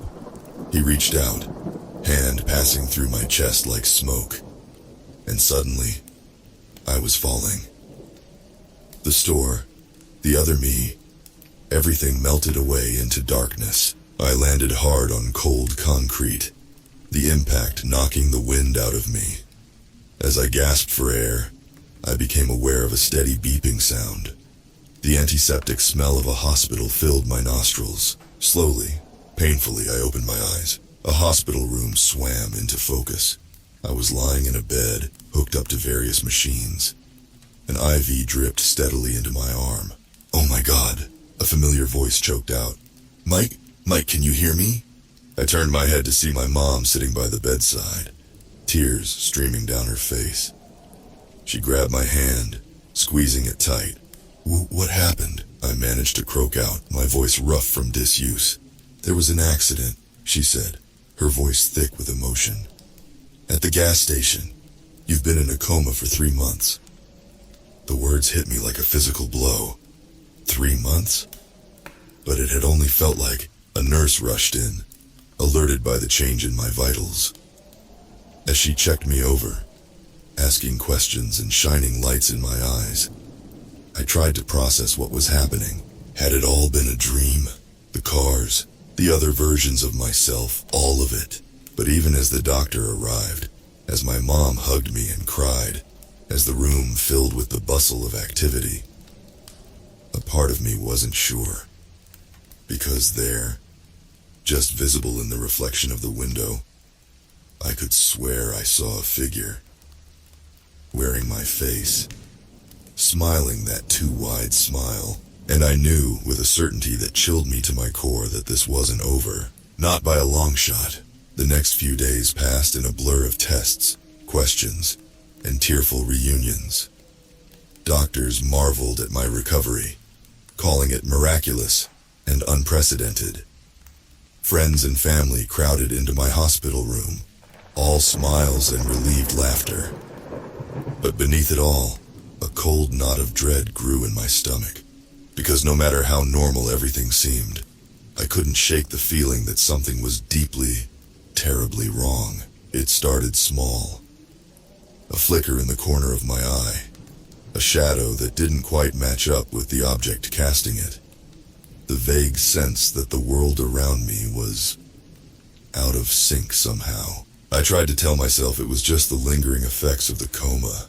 My brain was still healing, still trying to make sense of reality after months of dreams. But then the whispers started. At first I thought it was just hospital noise. Snippets of conversation from the hallway maybe. But as the days wore on, the voices grew clearer, and they all sounded like me. "Wake up, Mike. This isn't real. You have to remember." I'd bolt upright in bed, heart racing, only to find my room empty. The machines beeped steadily. Everything was normal. Except it wasn't, not really. One night, unable to sleep, I shuffled to the bathroom attached to my room. As I splashed water on my face, trying to clear my head, I glanced up at the mirror. My reflection stared back at me, but it wasn't blinking. I stumbled backward, a scream caught in my throat. My reflection remained motionless, eyes boring into mine. Then, slowly, impossibly, Its mouth stretched into that familiar, terrifying grin. "Welcome back," it said. I squeezed my eyes shut, counting to 10. When I opened them, my reflection was normal again. Just my pale, scared face looking back at me. I didn't sleep at all that night. The next morning, my doctor came by for his usual checkup. As he shone a light in my eyes, checked my reflexes, I gathered my courage. "Dr. Simmons," I said, my voice shaking slightly, "I need to ask you something." He lowered his penlight, looking at me with concern. "Of course, Mike, what is it?" I took a deep breath. "Is any of this real?" The doctor's brow furrowed. "I'm not sure I understand. What do you mean?" I told him everything. The gas station, the nightmare cars, the other versions of myself, the whispering voices. As I spoke, his expression grew increasingly troubled. When I finished, he was silent for a long moment. Then he sighed, rubbing his forehead. "Mike," he said gently, "what you're describing, it's not uncommon for coma patients to experience vivid dreams or hallucinations. Your brain is still healing, still trying to bridge the gap between your time unconscious and the real world." "But it feels so real," I insisted. "How do I know this isn't just another layer of the dream?" Dr. Simmons placed a hand on my shoulder. "I know it's confusing and frightening, but I can assure you, this is real. You're safe. You're healing. What you're experiencing is just your mind trying to make sense of things." I nodded, not entirely convinced. But what choice did I have? I couldn't exactly tell him that his reassurances meant nothing because he might not even be real. As the doctor left, I sank back onto my pillow, mind racing. If what I was experiencing wasn't real, how could I trust anything? Anyone? The walls of the hospital room seemed to close in around me. I needed air, needed to clear my head. Ignoring the protest of my stiff muscles, I swung my legs over the side of the bed. My bare feet hit the cold linoleum floor, sending a shiver up my spine. For a moment I thought I saw the tiles ripple, like the surface of a pond. I blinked hard, and the floor was solid again. Gritting my teeth, I stood up. The room swayed dangerously, but I managed to stay upright. Step by shaky step, I made my way to the door. The hallway outside was eerily quiet. No nurses chatting at their station. No beeping of machines or shuffling of patients. Just silence, thick and heavy as a wool blanket. I shuffled down the corridor, one hand trailing along the wall for support. As I walked, the fluorescent lights overhead began to flicker. On, off, on, off. Each time they blinked out, the darkness seemed to last a little longer. My heart pounded in my chest as I quickened my pace. I didn't know where I was going, but I knew I couldn't stay still. Couldn't let the darkness catch me. As I rounded a corner, I came face to face with a nurse. Relief washed over me. "Excuse me," I started to say, but the words died in my throat as I got a good look at her face. It was blank. Smooth skin where eyes, nose, and mouth should be. I stumbled backward, a scream building in my chest. The nurse's head turned towards me, tracking my movement despite her lack of eyes. Then her skin began to ripple, to tear. A mouth ripped open far too wide to be human, and from it came my voice. "Wake up, Mike." I ran, feet slapping against the floor, breath coming in ragged gasps. Behind me, I could hear the thing that wasn't a nurse giving chase. Its footsteps echoed mine, always just a few paces behind. I burst through a set of double doors, finding myself in the hospital lobby. But it wasn't right. The chairs, the reception desk, everything was twisted, melted like candle wax. And the people. God, the people. They all turned to look at me, faces blank like the nurses. Then, as one, their skin began to tear. 100 mouths opened.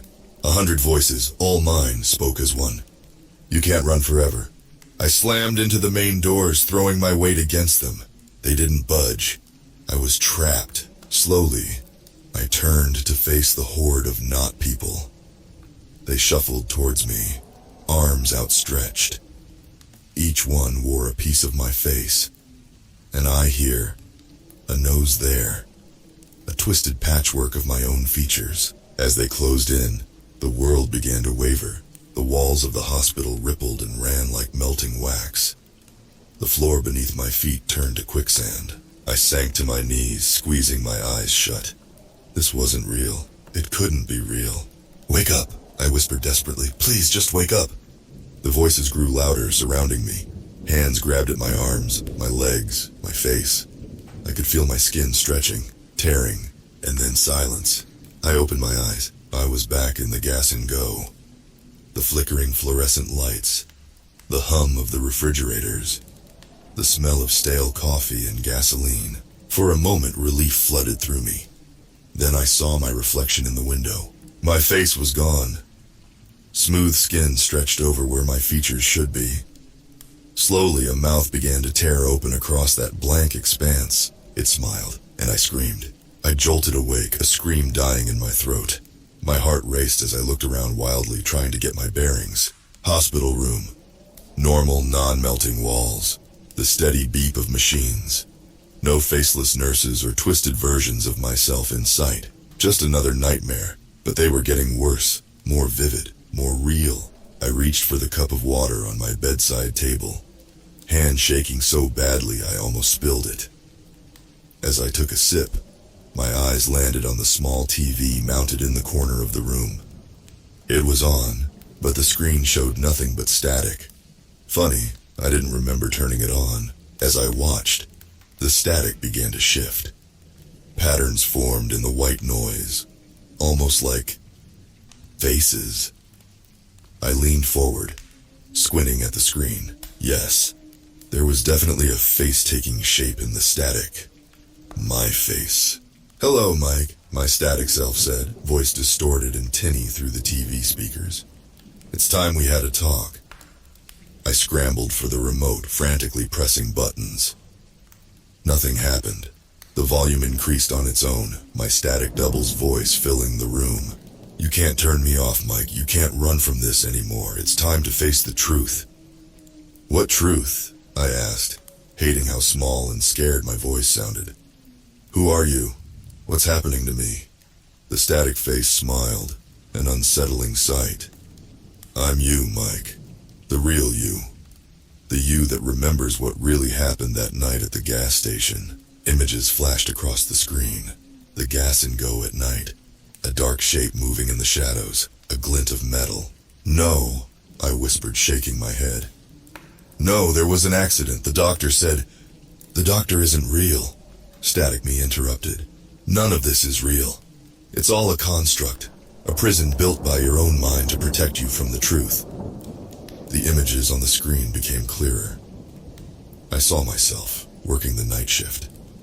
Saw the man enter the store, face hidden by a hoodie. Saw the gun he pulled. "Stop it," I said, squeezing my eyes shut. But I could still hear the TV, could still see the images playing out behind my eyelids. The robbery, the struggle, the gun going off. "You died that night, Mike," my own voice said softly from the TV. "Or part of you did. The part that couldn't handle what happened. So your mind fractured, created this elaborate fantasy to keep the rest of you safe." I opened my eyes, staring at my static self in horror. I can't be dead? No, not exactly, but not alive either. Not in the way you think. The static began to clear, the image on the screen becoming sharper. I saw myself lying on the floor of the gas and go, blood pooling around me. Saw the paramedics arrive, working frantically to save me. "You've been in a coma for 3 months, TV Me said. But not the kind the doctors here have told you about. Your body is alive, but your mind is trapped, caught between reality and the world you've created to escape it." I shook my head, tears streaming down my face. No, you're lying. This is just another nightmare. I'll wake up and..." "You are awake, Mike. More awake than you've been in months. Those other dreams, the hospital, the twisted reflections, the cars that aren't really cars, those are your mind trying to wake you up. trying to break through the walls you've built. The image on the screen changed again. I saw a hospital room.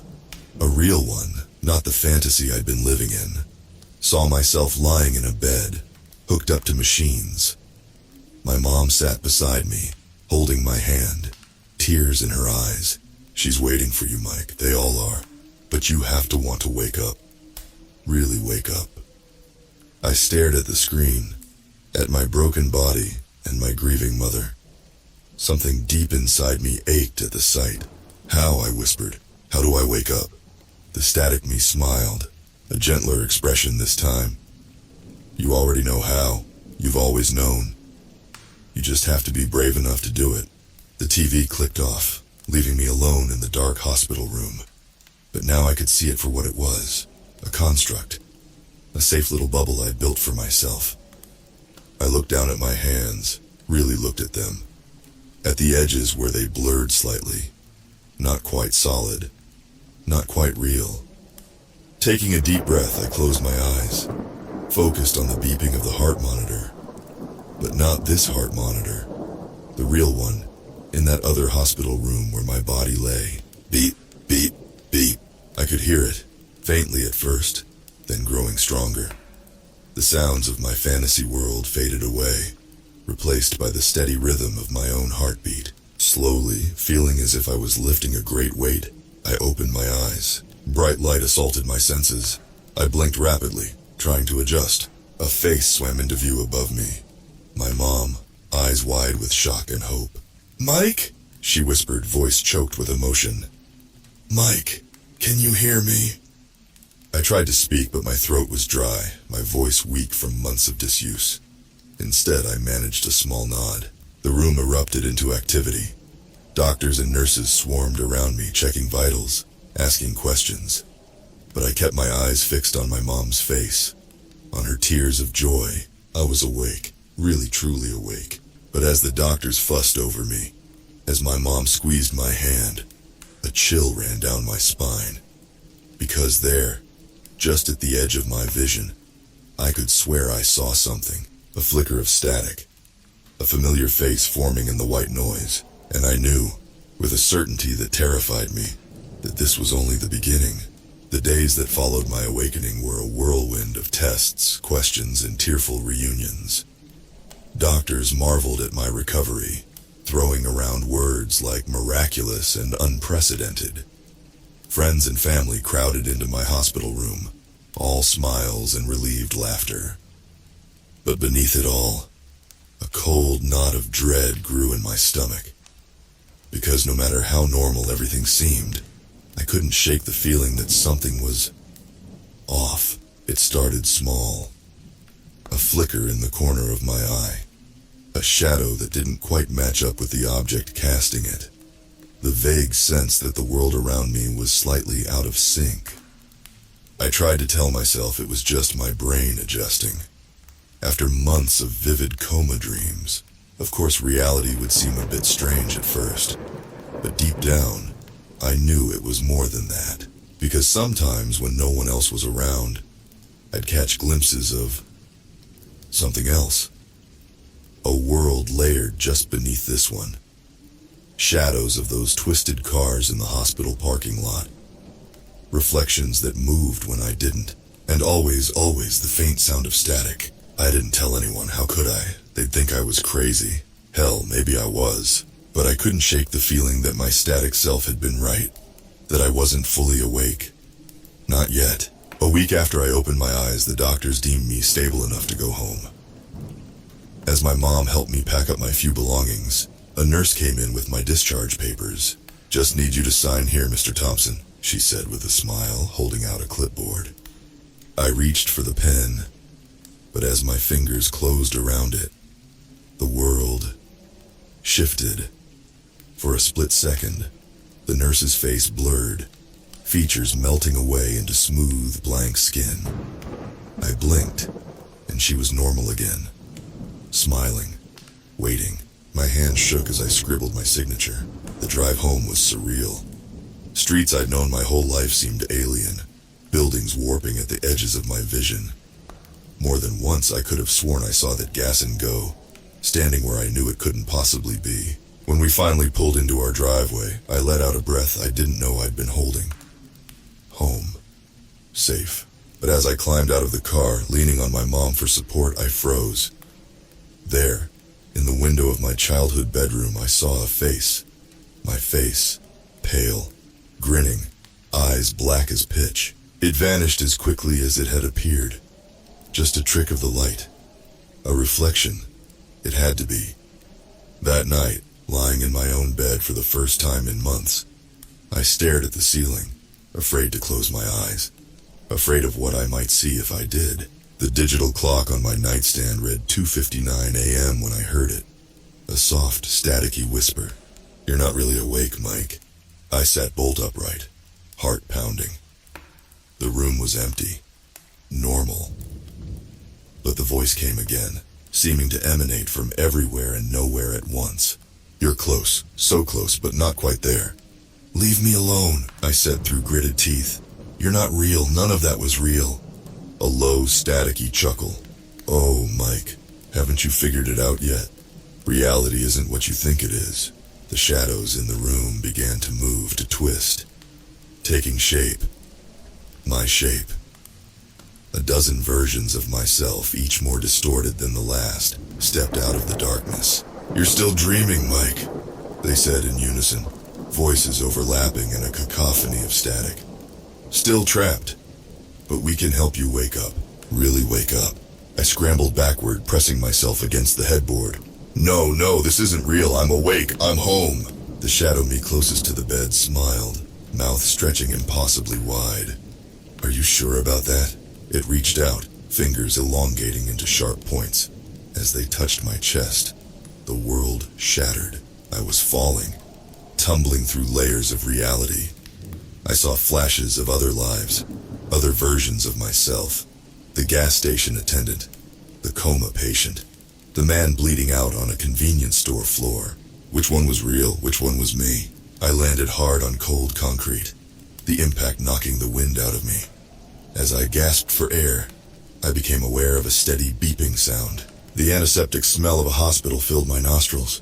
Slowly, painfully, I opened my eyes. A hospital room swam into focus. I was lying in a bed, hooked up to various machines. An IV dripped steadily into my arm. "Oh my God," a familiar voice choked out. Mike, can you hear me?" I turned my head to see my mom sitting by the bedside, tears streaming down her face. She grabbed my hand, squeezing it tight. What happened?" I managed to croak out, my voice rough from disuse.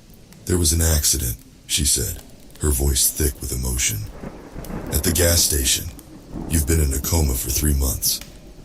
The words hit me like a physical blow. 3 months? But I'd just been home. I'd woken up, hadn't I? As the room filled with doctors and nurses, as machines beeped and people talked excitedly about my miraculous recovery, I felt that familiar sense of wrongness creep over me.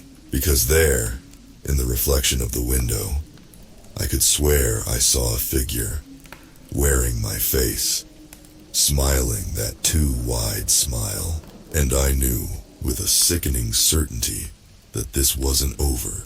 I wasn't awake, not really. I was still dreaming, still trapped, and the real nightmare was only just beginning. Time became meaningless as I cycled through realities. Each time I thought I'd woken up, each time I believed I'd finally escaped the dream, the world would fracture, shatter, and I'd find myself somewhere new, or somewhere old, seen through a warped lens. The hospital, the gas station, my childhood home.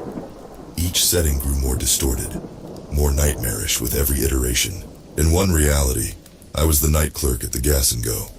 But the customers who came in were hollow-eyed shells, mouths gaping wide to reveal static where teeth should be. In another, I was back in the hospital, but the walls bled black oil. And the nurses had too many fingers, their movements jerky like broken marionettes. Home was the worst, because home felt real until it didn't. Until I'd walk into the kitchen to find my mom cooking dinner, humming softly to herself. Normal, safe. Until she turned around, and her face was mine, twisted into that familiar, terrifying grin. "Still not awake, Mike?" she'd say in my voice, spatula melting in her hand like candle wax. "You have to try harder." I'd run, always run, only to find myself back where I started. A never-ending loop of terror and confusion. Through it all, one constant remained: the static. It hummed at the edges of every reality, a white noise that grew louder with each failed awakening. Sometimes in the quiet moments between horrors, I thought I could hear voices in the static. My voice, multiplied and overlapping, whispering words I couldn't quite make out. I lost track of how many times I woke up, how many realities I cycled through. My mind felt stretched thin, fragmented. I wasn't sure who I was anymore. The gas station attendant, the coma patient, the man bleeding out on a convenience store floor, or something else entirely. It was during one of my home cycles that something changed. I was sitting at the kitchen table, staring at a bowl of cereal that writhed and squirmed like it was alive. My mom, or the thing wearing her face, hummed tunelessly as she washed dishes that melted in her hands. The static, ever present, began to grow louder, louder than it had ever been before. It filled my head, drowning out everything else until, "Mike," a voice, clear as day, cutting through the white noise. I looked up, expecting to see another nightmare version of myself. Instead, I saw me. But not the twisted, grinning thing I'd come to fear. This was me as I remembered being. Tired, scared, human. "Who?" I started to ask, but he cut me off. "There's no time," he said, glancing nervously over his shoulder at my mom thing, who continued washing dishes as if she couldn't see or hear him. "Listen carefully. You're trapped in a fractal prison of your own making. Each layer you think you've woken up into is just another dream, another defense mechanism." "But why?" I asked, my voice cracking. "Why am I doing this to myself?" My other self looked at me with pity. "Because the truth is harder to face than any nightmare. But you have to face it, Mike. It's the only way out." "How?" I pleaded. "I've tried waking up. I've tried—" "Stop trying to wake up," he interrupted. "You're already awake. You always have been. What you need to do is remember." The static was growing louder again. My other self began to flicker, like a bad TV signal. "Remember what?" I yelled over the noise. "The gas station," he said, his voice fading. "What really happened that night. It's the only way to—" He vanished in a burst of static. The kitchen warped around me, reality twisting like a funhouse mirror. I squeezed my eyes shut, bracing for the familiar sensation of falling into another layer of the dream. But this time, when I opened my eyes, I wasn't in the hospital, or the gas station, or my childhood home. I was standing in darkness.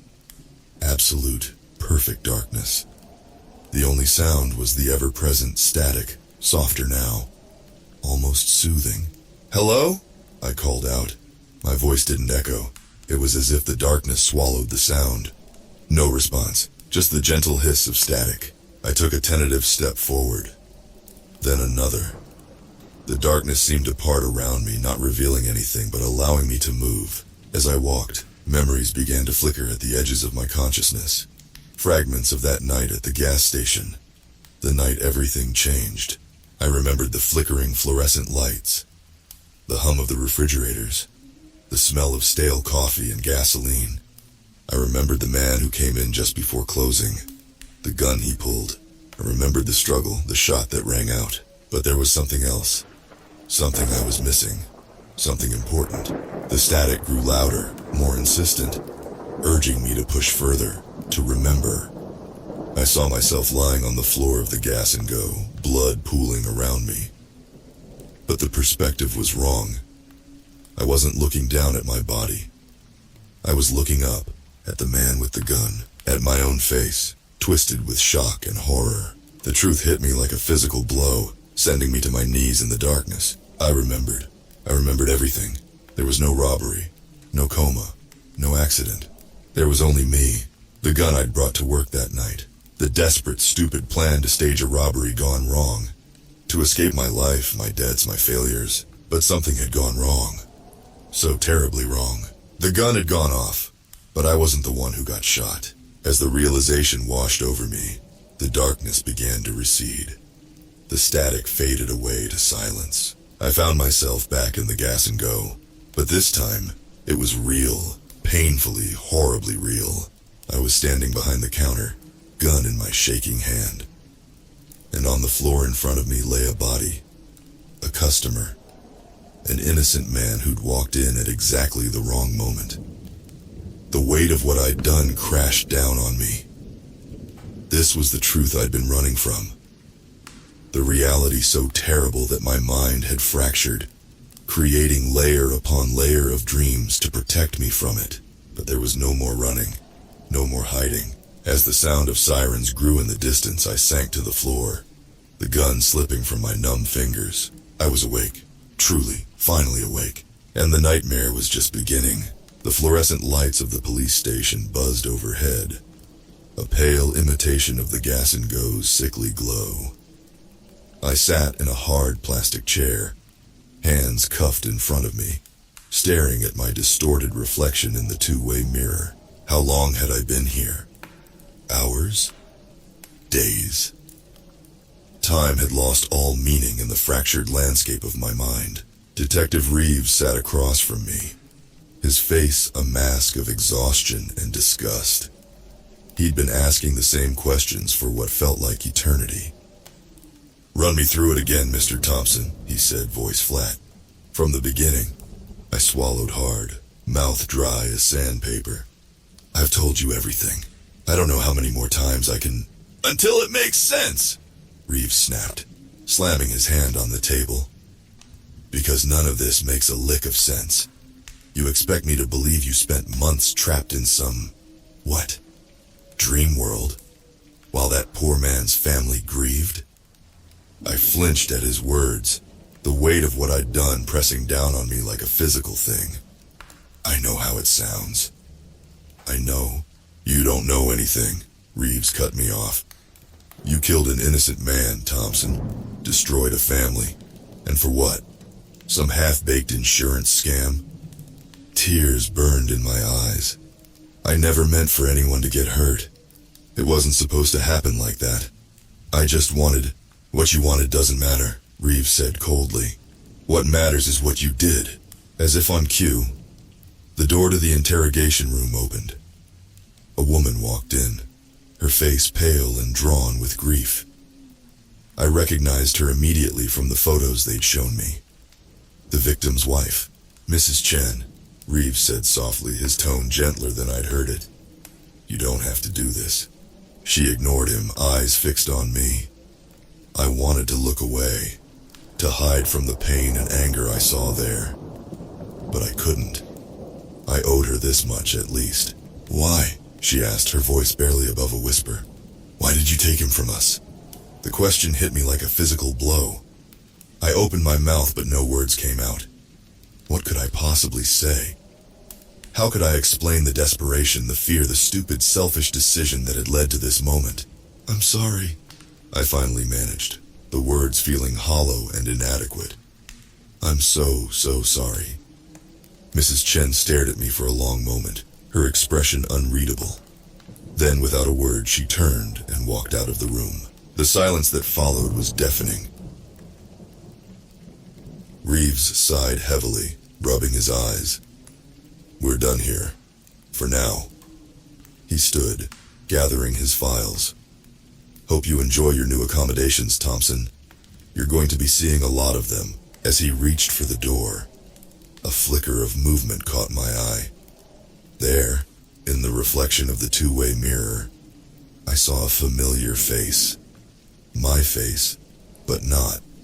Grinning that impossible grin. I blinked and it was gone. The door clicked shut behind Reeves, leaving me alone with my fractured thoughts. The weight of reality pressed down on me, suffocating in its finality. This was no dream. No nightmare I could wake up from. This was my life now. The consequence of one terrible, irreversible moment. As I sat there, the boundaries of the room seemed to waver. The buzz of the fluorescent lights took on a familiar static quality. For a moment I felt that old, terrible hope. That maybe, just maybe, this was another layer of the dream. That I could still wake up. But deep down, I knew the truth. I was awake. Truly, finally awake. And the real nightmare was just beginning.